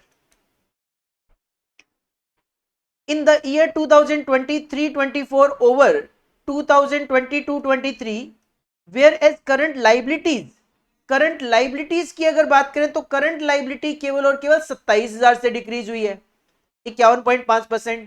Current liability have decrease by 27,000 only, but it has no adverse effect on short term liquidity और current ratio, because current asset have decrease by 33.9% percentage term में बात करें तो, और current liability 51.5%। तो financially कोई दिक्कत नहीं है, क्योंकि परसेंटेज टर्म जो है उसके हिसाब से करंट एसेट्स आपकी कम डिक्रीज हुई है in comparison with current liability. मतलब ठीक है, लिक्विडिटी पोजीशन आपकी ठीक है। अगर करंट लाइबिलिटी ज्यादा कम नहीं होती, मतलब करंट लाइबिलिटी बढ़ी हुई है फिर भी करंट एसेट डाउन आ जाएगी, तो आपकी लिक्विडिटी पोजीशन पे इंपैक्ट आएगा। इसके अलावा कैश एंड बैंक की बात करें तो कैश एंड बैंक आपका कुछ ज्यादा ही डिक्रीज हो गया था, यहाँ पे 91.5% आया। तो cash and bank balance have decreased bye 91.5% during the study period. It implies an adverse cash position of the company. The company may face problem in meeting its short-term obligations. Sir cash काफी कम हुआ है, हो सकता है day to day operating खर्चे maintain करने में आपको दिक्कत आए। इसके अलावा लॉन्ग टर्म डेट की बात करें तो लॉन्ग टर्म डेट आपका 25,000 से और 62.5% से बढ़ा है। तो long term debt of the company has increased by 62.5%, where its owners equity की बात करें तो ये 34% से बढ़ा है, हैज इंप्रूव्ड बाय 34% ओनली। मतलब बाहर पे डिपेंडेंसी आपकी ज्यादा बढ़ी है, तो it implies that financial risk आपकी बढ़ी है in terms of dependency on outsiders and in terms of contractual obligation association with the company has increased during the period under study. तो लॉन्ग टर्म डेट बढ़ा है, मतलब financial risk आपने बढ़ाई है। और फिक्स्ड एसेट्स की बात करूं तो फिक्स्ड एसेट सर आपका बढ़ा है, टोटलिटी में फिक्स्ड एसेट आपका 64.9% से बढ़ा है। There has been a substantial increase in the fixed assets by the company. Fixed asset have increased amount term में बात करें तो 79,000 और परसेंटेज टर्म में बात करें तो 64.9%। This is mainly due to significant increase in the, सबसे ज्यादा इंक्रीज कहां हुआ है आप देख सकते हो, प्लांट एंड मशीनरी जो था वो आपका कुछ ज्यादा ही बढ़ गया था, 62,000 से 157, मतलब 100% से ज्यादा आपका प्लांट एंड मशीनरी आपने बढ़ा दिया था, वही रीजन था। It indicates a remarkable improvement in the production capacity, क्योंकि प्लांट बड़ा हो गया तो प्रोडक्शन कैपेसिटी बढ़ेगी of the company during the study period. Such cost of asset is financed by proprietor fund and long term loan rest, क्योंकि दोनों ही चीजें बढ़ी है, आपकी इक्विटी भी बढ़ी है तो लोन भी आपका बढ़ा है. It indicates the long term stability of the business. Production capacity बढ़ने का मतलब फ्यूचर में आपको इसके बेनिफिट देखने को मिलेंगे, फ्यूचर में आपको इसके बेनिफिट देखने को मिलेंगे. तो इस तरीके से आपको ये कंपैरेटिव बैलेंस शीट बनाना था. अगर कैलकुलेशन पॉइंट ऑफ व्यू से बात करें कुछ भी नहीं है, बट कहीं ना कहीं टाइम कंज्यूमिंग तो है. इस 7 नंबर के क्वेश्चन को करने में 10-15 मिनट तो कहीं नहीं जाने, कम से कम आपको 15 मिनट इसमें लग जाने, क्योंकि कॉपी करोगे क्वेश्चन को उसी में टाइम लग जाएगा. इसके साथ जो क्वेश्चन दिया गया 7 मार्क्स का, one of the easiest and एक छोटा सा क्वेश्चन दिया गया, that is question number 4B. WACC cost of capital के चैप्टर में से बहुत ही इजी सा क्वेश्चन, छोटा सा क्वेश्चन. जामिया लिमिटेड, मैं यही कहूंगा कि ऊपर वाले क्वेश्चन का जो टाइम है वो सेट ऑफ करने के पॉइंट ऑफ व्यू से बी जो है वो छोटा क्वेश्चन दिया है.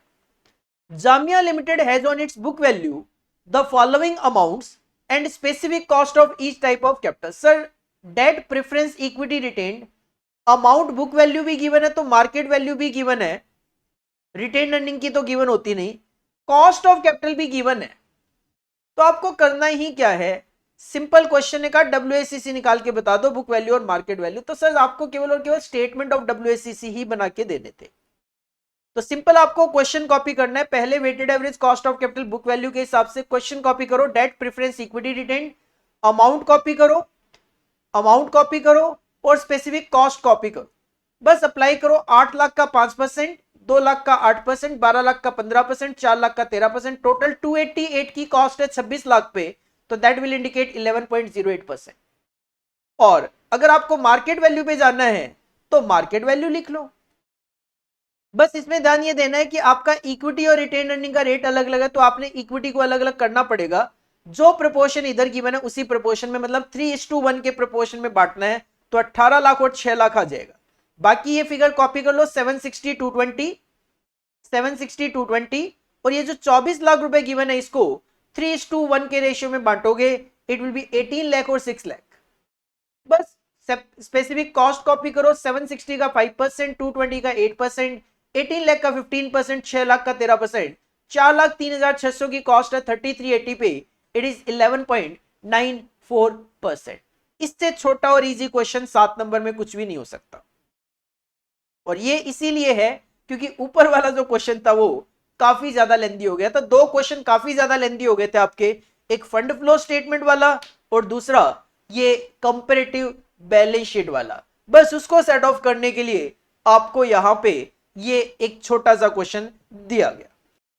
अगर आपको ये वीडियो बेनिफिशियल लग रहा हो तो लाइक जरूर कर दीजिए और अपने दोस्तों के साथ शेयर जरूर कर दीजिए. चलिए आगे बढ़ते हैं क्वेश्चन नंबर 5 की तरफ. और जो क्वेश्चन नंबर 5 का ए पार्ट है that is from capital budgeting chapter, investment decision chapter.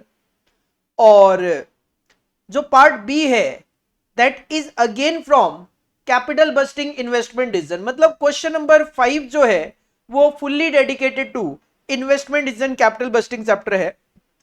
Question number 5 part A. A plastic manufacturer has under consideration the proposal of production of high quality plastic ball बनाना चाह रहे हैं. The necessary equipment to manufacture the ball would cost ₹2 lakh, 2 lakh रुपए की cost आएगी और इसकी life जो है वो 5 साल की है. तो इनिशियल कैश आउटफ्लो होगा आपका 2 लाख का. The tax relevant rate of depreciation is 20% on WDV. Depreciation का जो रेट रहेगा वो 20% रहेगा WDV, जो कि टैक्स के लिए भी रेलिवेंट है. And there is no other asset in the block, और ब्लॉक में अदर कोई एसेट नहीं है. द एक्सपेक्टेड साल्वेज इज 20,000 रुपए की आप स्क्रैप वैल्यू लास्ट में मान के चल रहे हो. And the ball can be sold at ₹4 each. Selling price है 4 रुपए का. Regardless of the level of production the manufacturer will incur cash cost of ₹50,000 each year if the project is undertaken. कितना प्रोडक्शन करोगे मतलब नहीं है, लेकिन 50,000 रुपए की आपकी एक कैश कॉस्ट आएगी. इसके अलावा overhead cost allocated to this new line would be ₹10,000. Sir जो एलोकेटेड कॉस्ट होती है वो कभी भी कंसिडर नहीं की जाती है एलोकेटेड जो कॉस्ट होती है वो डिसीजन मेकिंग में कभी कंसिडर नहीं की जाती।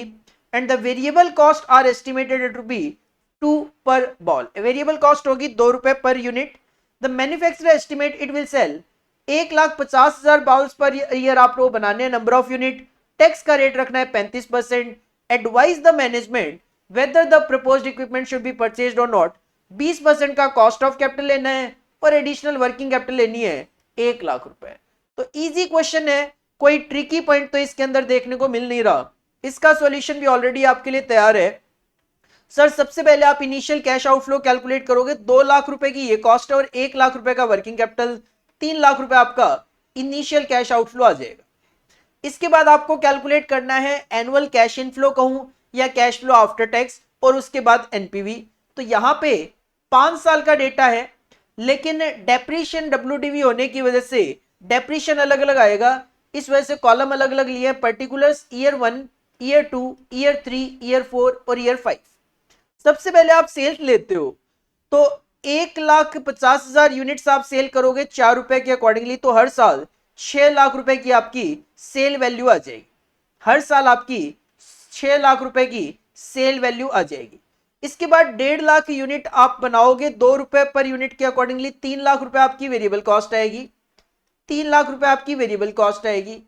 इसके अलावा क्वेश्चन ने कहा था एक 50,000 रुपए की कैश कॉस्ट और आएगी, भले ही रिगार्डलेस लेवल ऑफ प्रोडक्शन कुछ भी हो, मतलब ये कहीं ना कहीं एडिशनल फिक्स्ड कॉस्ट है।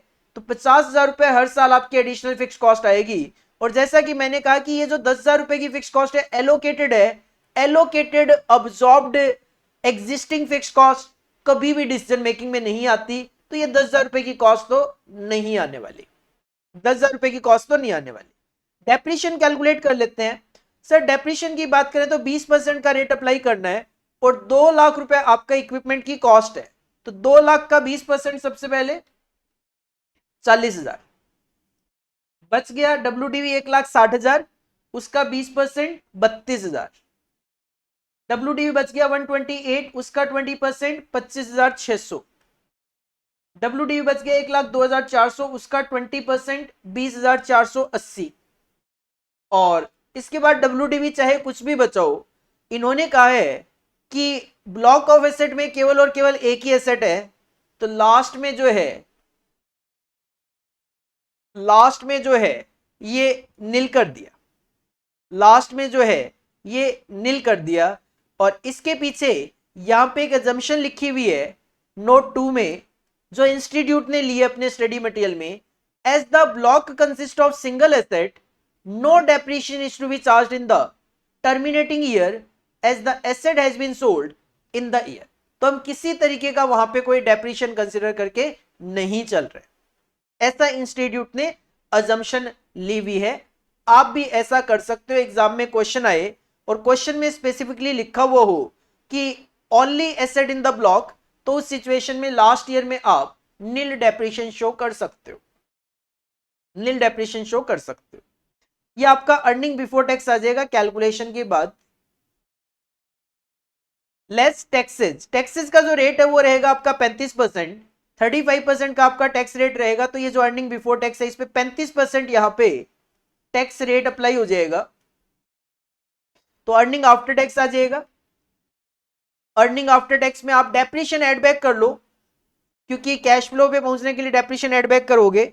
तो अर्निंग आफ्टर टैक्स में जो ऊपर डेप्रीशिएशन माइनस किया था वो ऐड बैक कर लो। 136,500 प्लस 40,000, 141,700 प्लस 32,000, 145,860 प्लस 25,600, 149,188 प्लस 20,480 और ये 162,500 आई जाएगा। इसके बाद जो वर्किंग कैपिटल है वो हम लास्ट ईयर में रिलीज करवा लेते हैं, तो ये 1 लाख रुपए की वर्किंग कैपिटल रिलीज करवा ली। क्वेश्चन ने साल्वेज वैल्यू बताई थी 20,000 रुपए की, तो ये साल्वेज वैल्यू भी यहां पे लिख ली 20,000 रुपए की। और एक ये जो टैक्स बेनिफिट है ये कैलकुलेशन देख लो क्या कहानी हुई। टैक्स बेनिफिट की कहानी ये हुई कि आपका इक्विपमेंट था 2 लाख का, आपका इक्विपमेंट था 2 लाख का, और आप यहां पे डेप्रीशिएशन लगा चुके थे 40,000 का एक, 32,000 का एक, 25,600 का एक और 20,480 का एक, 1,18,080, ये चारों सालों का डेप्रीशिएशन है। तो 2 लाख में से 1,18,080 का तो डेप्रिशिएशन लगा चुके थे, तो वैल्यू बची थी 2 लाख माइनस 1,18,080। फिर आपने इसको 20,000 में बेच दिया, 20,000 में बेच दिया, तो ये वैल्यू बची 61,920। 61,920 की जो वैल्यू बची उस पे सीधा सीधा आप एक लॉस है, वो आपका 61,920 लॉस है, ये डेप्रिशिएट हो गया, ये 20,000 मिल गया, तो बाकी आपका लॉस है जिसपे 35% टैक्स के हिसाब से 21,672 रुपए की आपका टैक्स बेनिफिट मिलेगा। तो ये 21,672 का आपने टैक्स बेनिफिट यहां पे ले लिया। इसके बाद प्रेजेंट वैल्यू फैक्टर के लिए आपको कॉस्ट ऑफ कैपिटल का रेट 20% अप्लाई करना था, तो 20% के फैक्टर आप कैलकुलेट कर लोगे 1 डिवाइड बाई 1.2 करके। फर्स्ट ईयर 0.833, सेकेंड ईयर का फैक्टर 0.694, थर्ड ईयर का 0.579, फोर्थ ईयर का 0.482 और लास्ट ईयर का 0.402। बस 176,500 multiply by 0.833, 173,700 multiply by 0.694, 171,460 multiply by 0.579, 169,668 multiply by 0.482 और 304,172 मल्टीप्लाई बाय 0.402। इन सबका टोटल कर लो, इन सबका टोटल आ गया 570,907 और आपका इनिशियल कैश आउटफ्लो था 3 लाख का, माइनस कर दोगे आपको आपका एनपीवी पता चल जाएगा। एनपीवी है पॉजिटिव 270,906 और अगर पॉजिटिव एनपीवी है तो आपको ये प्रपोजल एक्सेप्ट कर लेना चाहिए, आपको नया इक्विपमेंट बाई कर लेना चाहिए। किसी तरीके का कोई ट्रिकी पॉइंट नहीं है, ज्यादा से ज्यादा आपको अगर कॉन्सेंट्रेट करना है तो ये जो डेप्रिशिएशन यहाँ पे है इस पे कॉन्सेंट्रेट करो थोड़ा सा, और ये जो टैक्स बेनिफिट है इस पे कॉन्सेंट्रेट करो। बाकी कोई फिगर नहीं है जो आपको परेशान कर सके यहाँ पे। और इसके साथ आपको again capital budgeting investment decision में से ही एक क्वेश्चन दिया गया जिसमें काफी सारे मेथड्स आपसे अप्लाई करवा लिए। क्वेश्चन इजी है बट थोड़ा सा लेंदी हो गया, क्यों? आपको यहाँ पे 7 मेथड्स अप्लाई करके देने। Next question, question number 5B। Question number 5B, A limited company is considering investing A project requiring A capital outlay है 2 लाख का and forecast for annual income after depreciation but before tax. देखो after depreciation है, मतलब depreciation minus कर चुके हो but tax लगाने से पहले पहले है ये, तो इसका मतलब ये अर्निंग बिफोर टैक्स है, अर्निंग बिफोर टैक्स है, तो आपने इसमें अभी टैक्स माइनस करना है और डेप्रीशिएशन एड बैक करना पड़ेगा। आपको first second third fourth fifth year की फिगर गिवन है। डेप्रीशिएशन में be taken as 20% on original cost. Original cost पे 20% डेप्रीशिएशन लगाने का मतलब हर साल 40,000 रुपए का डेप्रीशिएशन लगा देना, और टैक्स का रेट रहेगा आपका 50% of net income. You are required to evaluate the project according to each of the following. सबसे पहले पे बैक पीरियड निकालना है। सर कुछ भी निकालना हो सबसे पहले तो आपको कैश इनफ्लोज की कैलकुलेशन करनी पड़ेगी, कैश इनफ्लोज की कैलकुलेशन करनी पड़ेगी। आपके पास क्वेश्चन में 5 साल गिवन है, तो ये लंबी चौड़ी जो टेबल है थोड़ा थोड़ा करके देख लेते हैं। सबसे पहले ईयर 1 2 3 4 5, क्वेश्चन से डेटा कॉपी करो। क्वेश्चन में आपको प्रॉफिट बिफोर टैक्स गिवन है 1 लाख, 1 लाख, 80,000, 80,000 और 40,000। ये तो क्वेश्चन का डेटा कॉपी हो गया। अब इसमें से सबसे पहले तो टैक्स माइनस कर दो। टैक्स का जो रेट है वो सिंपल रेट है 50%, तो प्रॉफिट आफ्टर टैक्स जो है वो 50% फिगर बच जाएगी 50,000, 50,000 आधा कर दो, सिंपल सी बात है 40, 40 और 20, प्रॉफिट आफ्टर टैक्स आ गया। इसमें डेप्रीशिएशन एड बैक कर दो तो आप कैश इनफ्लो पे पहुंच जाओगे। डेप्रीशिएशन हर साल जो है 20% लगाने का मतलब ओरिजिनल कॉस्ट पे 40,000 लगेगा हर साल, तो प्रॉफिट आफ्टर टैक्स में 40,000 ऐड कर दो। 50 plus 40 90, 50 plus 40 90, 40 plus 40 80, 40 plus 40 80, 20 plus 40 60। अब मुझे चाहिए पे बैक पीरियड, तो हर साल का अगर कैश इनफ्लो अलग अलग है तो इसको क्यूमुलेट करना पड़ेगा, तो क्यूमुलेट कर लो 90,000 plus 90 180 plus 80 260 plus 80 340 plus 60 4 lakh, और आपका आउटफ्लो कितना है 2 लाख का। तो सर 2 लाख की अगर मैं बात करूं तो 2 लाख आपको रिसीव होने वाला है सेकेंड और थर्ड ईयर के बीच में, तो 2 साल तो पूरे लग जाएंगे, 2 साल तो पूरे लग जाएंगे। अब अगला जो साल है उसमें 80,000 रुपए मिलेगा, बट आपको तो केवल 20,000 की जरूरत है क्योंकि टोटल 2 लाख चाहिए, तो 180 तो मिल गया। तो 80,000 पूरे साल में मिलेगा तो 20,000 आपको 0.25 ईयर में मिल जाएगा। Your answer will be 2.25 years.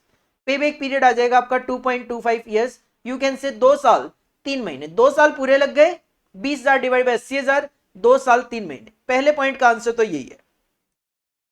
Second में आपको rate of return on original investment calculate करके देना है। Rate of return on original investment, sir इसका फॉर्मूला होता है average profit after tax divide by original investment into 100।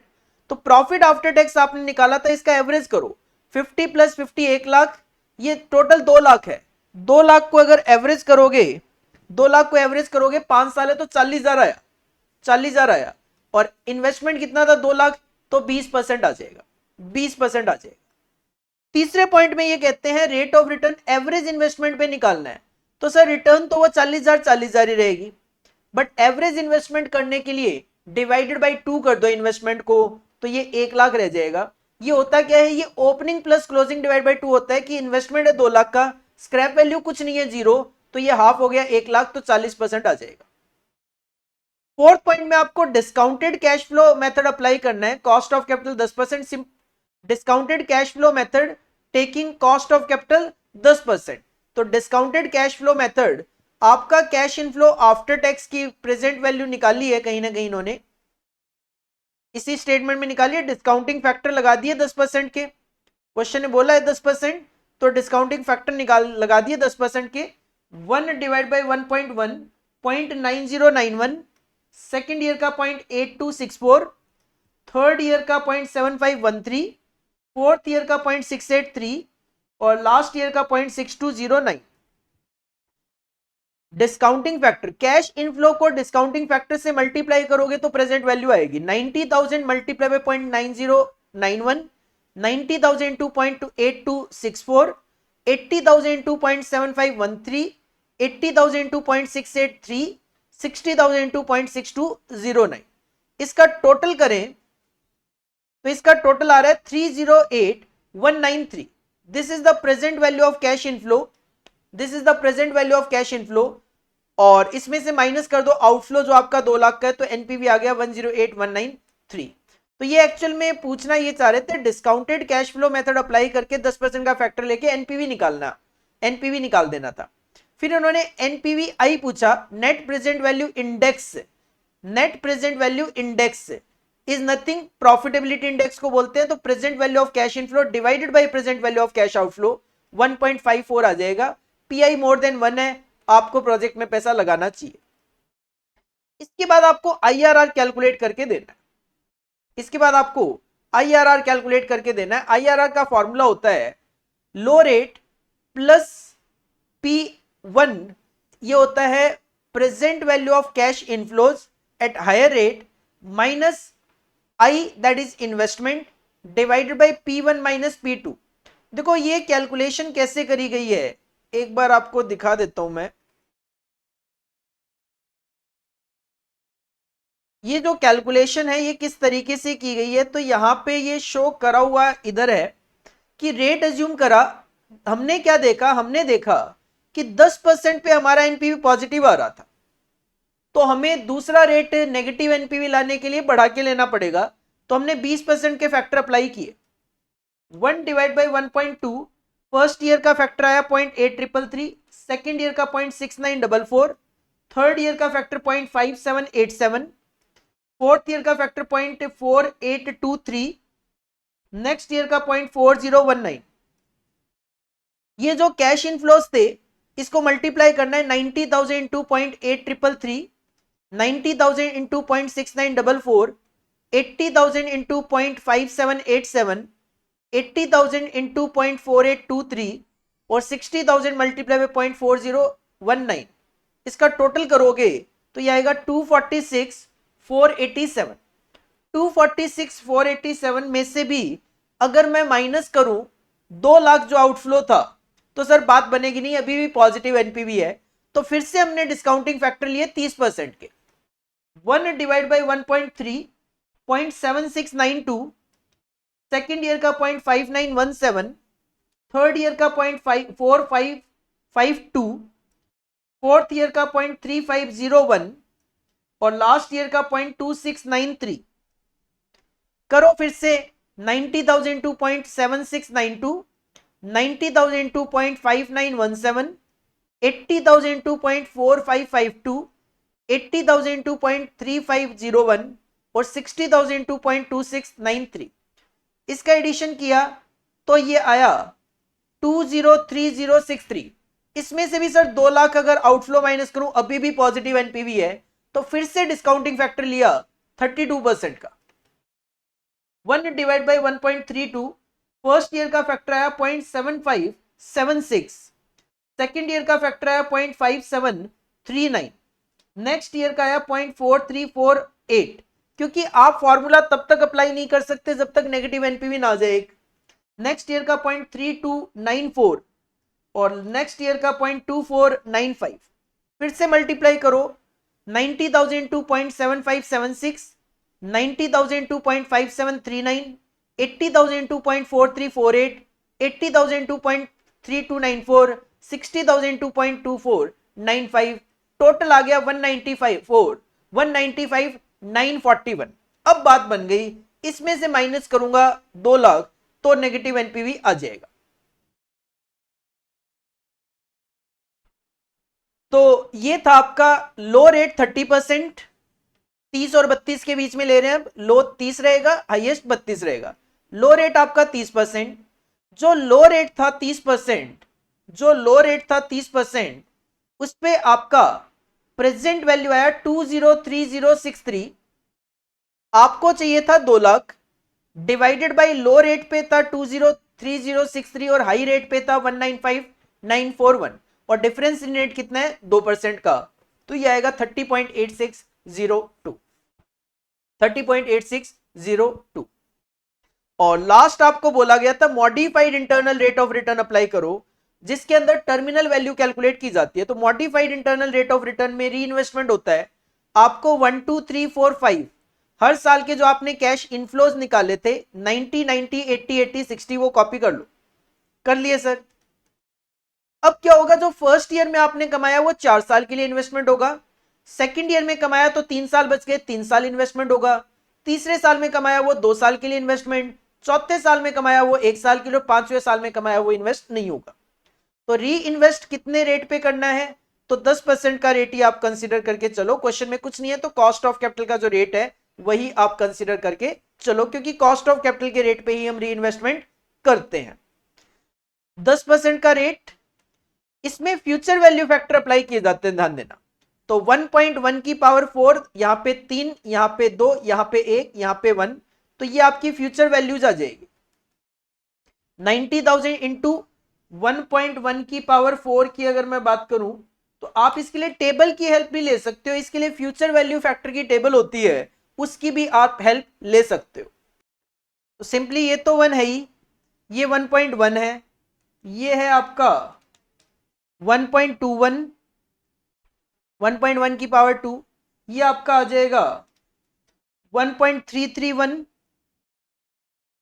1.1 की पावर 3, और ये आ जाएगा आपका 1.4641। तो 90,000 into 1.1641, 90,000 into 1.4641, 131,769, 90,000 into 1.331, 80,000 into 1.21, 80,000 into 1.1 और 60,000 इंटू 1। ये टोटल फिगर आ गई 496,359। इसका मतलब है जो 2 लाख रुपए हमने इन्वेस्टमेंट किए थे वो 5 साल के बाद बढ़कर 496,359 हो गए। तो सर 2 लाख रुपए अगर 496,359 हो गए तो वो 5 साल में किस रेट पे बढ़े हैं? Modified internal rate of return का मतलब किस रेट के अकॉर्डिंगली बढ़े कि 2 लाख रुपए 496,359 हो गया।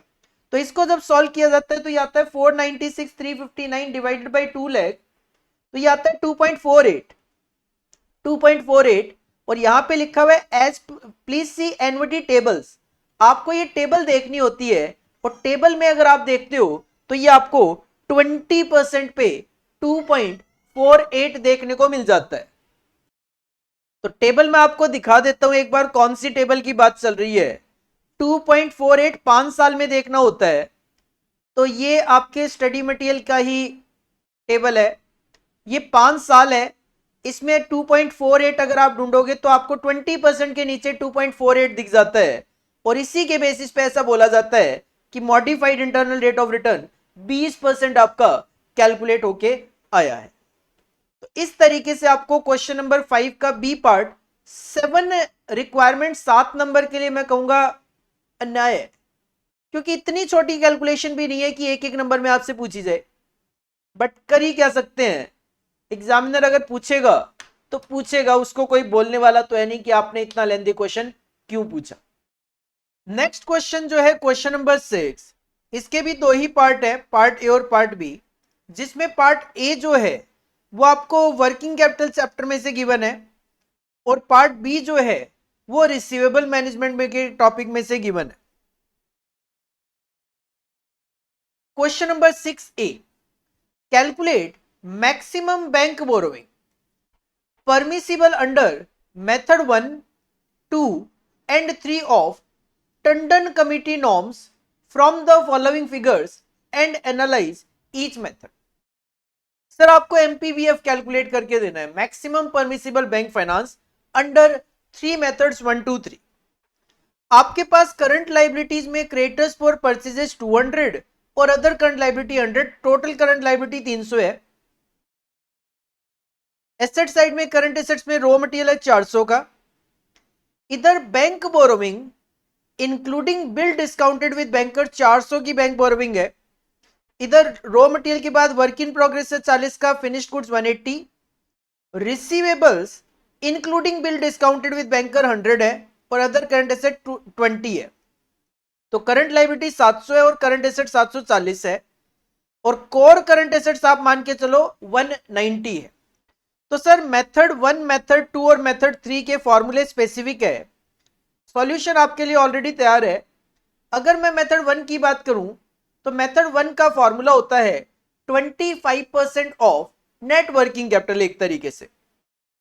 तो as per Tandon committee norms method 1 जो है, under method 1 the proprietor should contribute 25% of the working capital gap from their long term sources of finance and the balance is the maximum permissible bank finance. तो working capital gap का meaning बताया यहां पे, current assets minus current liabilities except bank borrowing, क्योंकि bank borrowing तो अपने आप में आपको लेनी है भी। तो क्वेश्चन में आप देख सकते हो आपके पास टोटल करंट एसेट्स कितना था, 740 का। इसमें से करंट लाइबिलिटी आपको हटानी थी एक्सक्लूडिंग बैंक बोरोविंग। तो करंट लाइबिलिटी जो थी वो थी 300 की, एक्सक्लूडिंग बैंक बोरोविंग अगर बात करें तो, क्योंकि इसके अंदर तो बैंक बोरोविंग इंक्लूड है 300। तो वर्किंग कैपिटल का गैप आया कितना, 440। इसमें से 25% तो आपको लॉन्ग टर्म से जाना था 110, तो बैंक से आप कितना ले सकते हो, 330। एमपीबीएफ जो है maximum permissible bank borrowing under method 1 330 lakh है, जबकि एग्जिस्टिंग बैंक बोरोविंग आपके पास कितनी पड़ी हुई है, 400 लाख की, 400 लाख की। तो इसका मतलब द एक्सेस बैंक बोरोविंग आपके पास 70 lakh convert into term loan में आप उसको कन्वर्ट कर सकते हो। सिमिलरली आपको मेथड 2 अप्लाई करना है, मेथड 2 अप्लाई करना है, वो कहता है 75% of current assets minus current liability. तो इसका मतलब होता है कि under method 2 proprietor should contribute 25% of current asset, क्योंकि 75% ऑफ करंट एसेट्स लेना होता है एमपीबीएफ में, from their long term sources of finance and the balance is MPBF. तो वही टोटल करंट एसेट 740 था, current liability excluding bank borrowing 300 थी, तो वर्किंग कैपिटल का गैप 440 था। लेकिन इसमें आपको कंट्रीब्यूशन लॉन्ग टर्म सोर्सेज में करंट एसेट्स का 25% रखना है, तो 185 चला गया, तो 255 आप यहां पे एमपीबीएफ रख सकते हो, मैक्सिमम परमिसिबल बैंक फाइनेंस। 255 है आपके पास कितना, 400 लाख का, तो 135 लाख जो है वो आप टर्म लोन में, 145 लाख का जो डिफरेंस है वो टर्म लोन में आप कन्वर्ट करवा दो। और तीसरा मेथड जो है वो तो कहते हैं 75% ऑफ करंट एसेट में से पहले कोर करंट एसेट माइनस करो। तो under method 3 proprietor should contribute entire investment in core current assets and 25% of remaining current asset from long term sources of finance and balance is the MPBF. तो total current assets आपका 740 given था, 300 का current liability excluding bank borrowing है, तो 440 का gap आया। 440 जो है इसमें 740 में पहले 190 का कोर करंट एसेट माइनस करो, उसका 25%, उसका 25%, उसका 25% और 190 कोर करंट एसेट, ये लॉन्ग टर्म से लेकर आओ, तो 328 लॉन्ग टर्म से लेकर आओ, बाकी बचा हुआ एमपीबीएफ होगा। आपके पास 112 का एमपीबीएफ लेकर आ सकते हो, 400 का है तो 288 लाख का कन्वर्ट करा लो term loan. One of the easiest question था सर, बस आपको मेथड 1, 2 और 3 के फॉर्मूलाज पता होने चाहिए, कैलकुलेशन आपको पता होनी चाहिए, बाकी तो इसमें कुछ था ही नहीं 7 मार्क्स के लिए अगर मैं बात करूं तो। Question number 6B from receivable management topic, a firm is considering pushing up its sales by extending credit facilities to the following categories of customer. एक फर्म अपनी सेल्स को बढ़ाना चाह रहे हैं तो क्रेडिट फैसिलिटीज को भी बढ़ाना पड़ेगा, तो इन कैटेगरीज ऑफ कस्टमर की क्रेडिट फैसिलिटीज बढ़ा रहे हैं। Customers with A 10% risk of non payment मतलब 10% bad debts, and customers with A 30% risk of non payment 30% bad debts. The incremental sales expected in case of category 1 are rupee 40,000 while in case of category 2 they are 50,000। पहले case में 40,000 cell आपकी बढ़ जाएगी, दूसरे case में आपकी cell 50,000 से बढ़ जाएगी। The cost of production and selling cost are 60% of sales while the collection cost amount to 5% of sales in case of category 1, और सेकेंड कैटेगरी में 10% of sale in case of category 2 आपकी collection cost बढ़ जाएगी। Simple question है, examine and analyse whether the firm has to extend credit facility to each of the above categories of customer. तो ये एक छोटा question कहूंगा, अगेन अटैच कर दिया। सर पहले 10% डिस्काउंट नॉन पेमेंट के केस में सेल कितनी बढ़ जाएगी? 40,000 से, 40,000 से। बैड डेट्स कितना है? 10% इस केस में, तो 40,000 का 10% 4,000 का बैड डेट चला गया, तो नेट सेल्स आई 36,000 की। इसमें कॉस्ट कितनी है आपकी? सर कॉस्ट होगी हमारी, प्रोडक्शन एंड सेलिंग कॉस्ट आएगी 60% ऑफ सेल्स, 60% ऑफ सेल्स, तो 40,000 का 60% 24,000 वो चला गया। और कलेक्शन कॉस्ट कितनी है पहले केस में? तो 5% है, तो 40,000 का 5% 2,000, 26,000 ये आ गया, तो 10,000 रुपए का आपको नेट प्रॉफिट हो रहा है, तो ये तो कर दो। बिल्कुल सिमिलर 30% वाले केस में, इस केस में आपकी सेल कितनी बढ़ जाएगी? इस केस में आपकी सेल बढ़ जाएगी 50,000, 50,000। बैड डेट्स 30% है तो 15,000 चला जाएगा, तो नेट सेल 35,000। 50,000 का 60% आपकी कॉस्ट है, लेकिन इस केस में आपका 10% कलेक्शन कॉस्ट आएगी, तो 50,000 का 10% 5,000, तो इस केस में निल है। तो पहले वाले केस में तो कर लो, advice to extend credit facility to category A customer alone, इसमें कोई बेनिफिट है नहीं, करने का फायदा नहीं है, नो प्रॉफिट नो लॉस के लिए जाना हो तो अलग बात है। तो ये एक छोटा क्वेश्चन दे दिया। सिंपली मैं ये कहूंगा कि ये जो पूरा का पूरा क्वेश्चन था, क्वेश्चन नंबर 6, ये छोटा क्वेश्चन था, और ये छोटा इसीलिए था क्योंकि सेट ऑफ भी तो करना था। जो आपको क्वेश्चन नंबर 5B दिया था उसका टाइम भी तो सेट ऑफ करना है इंस्टीट्यूट को, क्योंकि कोई अन्याय तो करना नहीं है आपके साथ। ऐसा तो है नहीं कि 100 नंबर के पेपर को अटेम्प्ट करने के लिए आपको 150 नंबर का पेपर देंगे और बोलेंगे कि करो 3 घंटे में इसको, नहीं, ऐसा नहीं।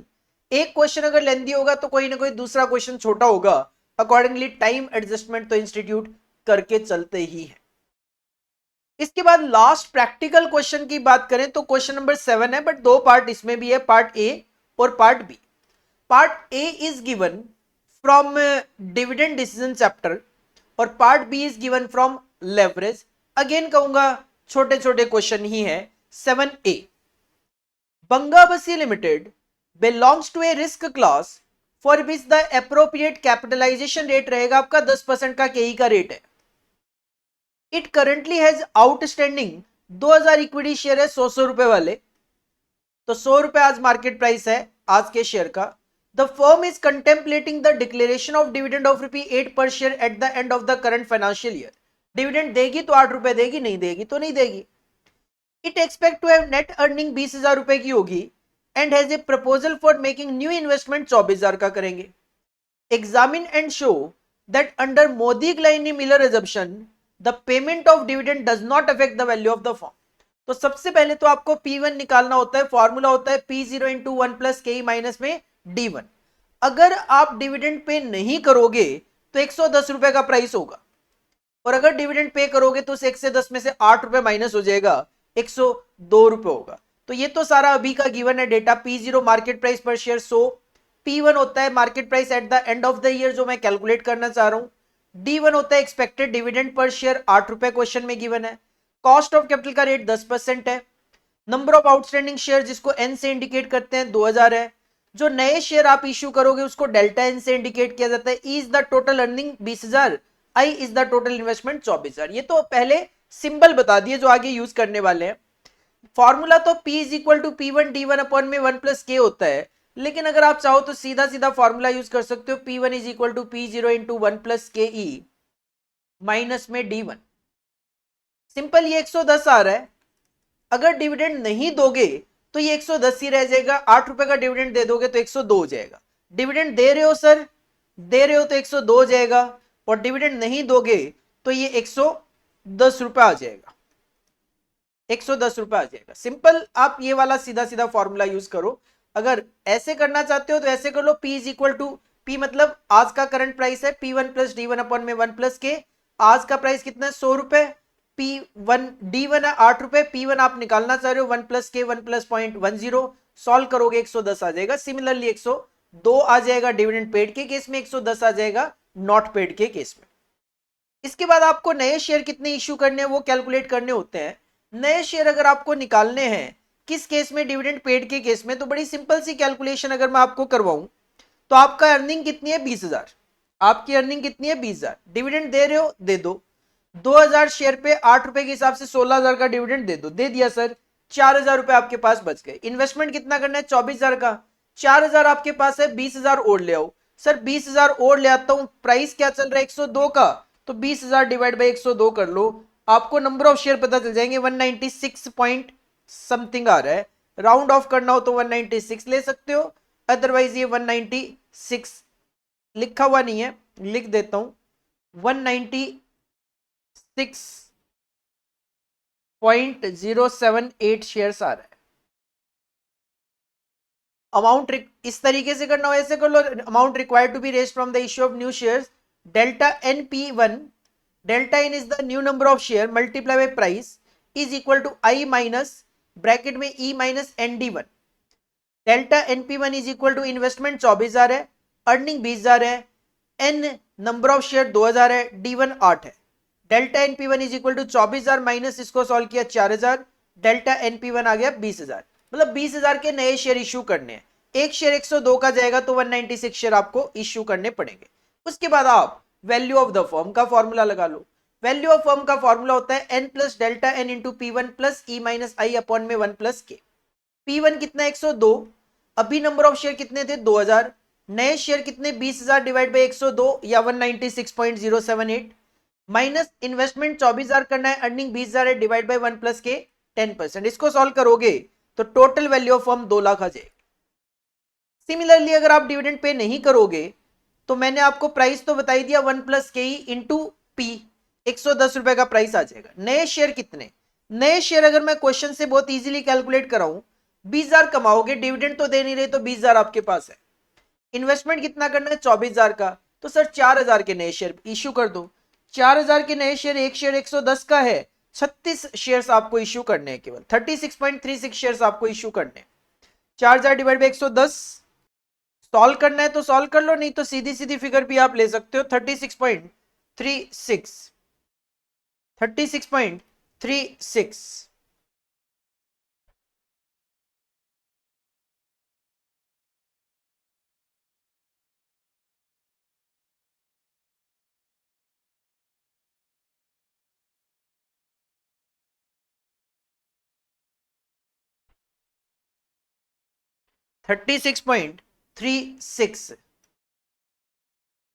वैल्यू निकालनी है तो वैल्यू ऑफ द फर्म का फिर से वही फॉर्मूला अप्लाई कर लो, P1 multiply by n plus delta n जो नए शेयर होंगे माइनस आई प्लस ई अपॉन में 1 प्लस के ई।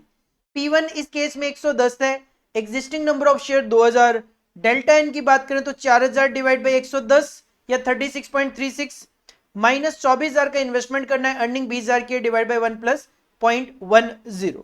तो अकॉर्डिंगली आपको यहाँ पे आपका आंसर मिल जाएगा जो कि अगेन 2 लाख ही आएगा, क्योंकि वैल्यू ऑफ फर्म जो है वो चेंज नहीं होती ड्यू टू डिविडेंड डिसीजन। यही तो वॉल्टर प्रूव करना चाहते हैं, जिसकी वजह से आपको दोनों केसेस में value of the firm same देखने को मिल जाती है। और फाइनली अगर मैं बात करूं तो 7B जो था that is from leverage topic. और ये जो क्वेश्चन था 7B, ये भी काफी इजी और छोटा सा क्वेश्चन है। कहते हैं calculate the operating leverage for each of the 4 firms P, Q, R and S from the following price and cost data. केवल ऑपरेटिंग लेवरेज निकाल के बताना है। And analyse the relationship between level of fixed cost and resulting degree of operating leverage. तो ठीक है sir, fixed cost बढ़ेगी तो लेवरेज बढ़ेगा, कम होगी तो कम हो जाएगा। अज्यूम नंबर ऑफ यूनिट आपको लेनी है 10,000, सेलिंग प्राइस गिवन है, वेरिएबल कॉस्ट गिवन है और फिक्स्ड कॉस्ट अलग अलग आपके पास गिवन है। तो ठीक है, कोई दिक्कत वाली बात ही नहीं है। सर 10,000 इंटू 20, 10,000 इंटू 32, 10,000 इंटू 50 और 10,000 इंटू 70 आपके पास सबसे पहले सेल्स आ जाएगी। माइनस करेंगे variable cost 10,000 into 6, 10,000 into 16, 10,000 into 20 और 10,000 इंटू 50। आपके पास यहाँ पे वेरिएबल कॉस्ट आ जाएगी। सेल में से वेरिएबल कॉस्ट माइनस करोगे, कंट्रीब्यूशन आ जाएगा, और कंट्रीब्यूशन में से फिक्स्ड कॉस्ट माइनस करोगे, आपको आपका ईबीआईटी फाइंड आउट हो जाएगा। बस contribution 140 divide by 20,000 it will B 7 operating leverage, 160 divide by 80,000 2, 3 lakh divide by 1 lakh minus 3, 2 lakh divide by 2 lakh 1। Interpretation यही है कि सबसे ज्यादा जो रिस्की है वो है ये वाला पार्ट। इंटरप्रिटेशन ये, the operating leverage exist only when there are fixed cost. In the case of firm D fixed cost नहीं है तो कोई ऑपरेटिंग लेवरेज, ऑपरेटिंग रिस्क भी नहीं है। There is no magnified effect on the EBIT due to change in sales. 20% increase in sales has resulted in a 20% increase in EBIT. ठीक है। In the case of other firms operating leverage exist, जैसे कि firm ए है, तो firm ए में ये 7 है, तो इसका मतलब है सेल में 1% का चेंज होगा तो ईबीआईटी में 7% का चेंज होगा। Followed by firm C and minimum firm B. Interpretation DOL 7 की ये होती है कि 1% चेंज होगा सेल्स में तो 7% चेंज आपको ईबीआईटी में देखने को मिलेगा। तो ये एक छोटा क्वेश्चन लेवरेज में से दिया गया। प्रैक्टिकल क्वेश्चन बस इतने ही थे। लास्ट जो क्वेश्चन नंबर 8 दिया गया, एग्जाम पॉइंट ऑफ व्यू से मैं बात करूं, आपको अटेम्प्ट करने की जरूरत ही नहीं पड़ेगी, क्योंकि जैसा कि मैंने पहले ही कहा 3, 4, 5, 6, 7 70 नंबर का प्रैक्टिकल मिल रहा है, क्यों थ्योरी के चक्कर में पढ़ते हो। बट ठीक है, आप कहते हो सर मेरे को कोई क्वेश्चन प्रैक्टिकल समझ नहीं आता, तो फिर थ्योरी के लिए जाते हो। तो क्वेश्चन नंबर 8 आपको बिजनेस डेटा एनालिटिक्स में से गिवन है। क्या था? Point number A, describe quantitative financial data and qualitative financial data, explain nominal scale and ratio scale in context of type of data. तो क्वांटिटेटिव, क्वालिटेटिव, नॉमिनल स्केल और ratio scale, इसका answer आप अपने study material के page number 567 पे चले जाओ, आपको देखने को मिल जाएगा। पेज नंबर 567 पे देखने को मिल जाएगा। और जो पार्ट बी है, describe how we can do data visualisation in the right way, आप अपने स्टडी मटेरियल के पेज नंबर 608 पे चले जाओ, आपको वहां पे क्वेश्चन नंबर 8 का बी पार्ट जो है उसका आंसर देखने को मिल जाएगा। तो ये था सॉल्यूशन किसका? जो एफएमबीडीए का मॉडल क्वेश्चन पेपर इंस्टीट्यूट ने दिसंबर 2024 के लिए रिलीज किया है उसका, जिसमें मैंने आपको एनालाइज कराया। एक तो फंड फ्लो स्टेटमेंट वाला जो क्वेश्चन है उसमें एक प्रिंटिंग मिस्टेक होने की वजह से थोड़ा झोलमाल रहा। इसके अलावा एक एमसीक्यू जो कैश मैनेजमेंट मॉडल में से गिवन था वो इनकम्प्लीट क्वेश्चन था। बाकी अगर मैं बात करूं तो आप एग्जाम में इसी तरीके का पैटर्न एक्सपेक्ट कर सकते हो, थ्योरी और प्रैक्टिकल को लेकर भी। ज्यादा से ज्यादा माइनर से चेंजेस कुछ इस तरीके से हो सकते हैं कि जहां पे आपको रिसीवेबल मैनेजमेंट का क्वेश्चन दिख रहा था वहां पे में भी आपको कैश मैनेजमेंट का क्वेश्चन दिख जाए, इन्वेंट्री मैनेजमेंट का क्वेश्चन दिख जाए। कुछ इस तरीके से आपको चेंजेस देखने को मिल सकते हैं। फंड फ्लो की बजाय कैश फ्लो देखने को मिल जाए, बट बाकी जो पैटर्न है ऑलमोस्ट सेम ही रहता है। अगर आपने अभी भी हमारे चैनल को सब्सक्राइब नहीं किया तो क्यों नहीं किया? मेरा क्वेश्चन ये है क्यों नहीं किया? अब तक तो आपको सब्सक्राइब कर लेना चाहिए था, क्योंकि हम आपके लिए इतना अच्छा कंटेंट लेकर आते हैं जो एग्जाम पॉइंट ऑफ व्यू से रेलिवेंट होता है। अभी तो मॉडल क्वेश्चन पेपर इंस्टीट्यूट ने रिलीज ही किए परसों, और आज आपको हमने सॉल्यूशन प्रोवाइड करा दिया। सिमिलरली जैसे ही आपके एग्जाम के पेपर होते हैं, सजेस्टेड आंसर आपको हम प्रोवाइड करवा देते हैं। एग्जाम से पहले रिवीजन सीरीज आपके लिए लेके आते हैं, फ्री टेस्ट सीरीज कंडक्ट करते हैं मोबाइल ऐप के थ्रू। तो चैनल को सब्सक्राइब कर दो, डिस्क्रिप्शन बॉक्स में मोबाइल ऐप का लिंक गिवन है, वो डाउनलोड करके छोड़ लो। ये जो पीडीएफ है, ये जो मैंने आपके सामने सॉल्यूशन दिखाए हैं, इसका पीडीएफ भी आपको हमारे मोबाइल ऐप पे ही मिलेगा। टेलीग्राम चैनल भी ज्वाइन करके छोड़ ही दो, वहां पे और कुछ नहीं तो आपको हमारे जो ऑफर्स वगैरह आते हैं क्लासेस के, वो देखने को मिलेंगे, ताकि कल को अगर आपको किसी क्लास वगैरह की जरूरत हो तो भी आप रीजनेबल प्राइसेस पे बाई कर सकते हो। तो this is all about for today. मिलते हैं नेक्स्ट वीडियो में नेक्स्ट मॉडल क्वेश्चन पेपर के सॉल्यूशन के साथ। Thank you, bye bye.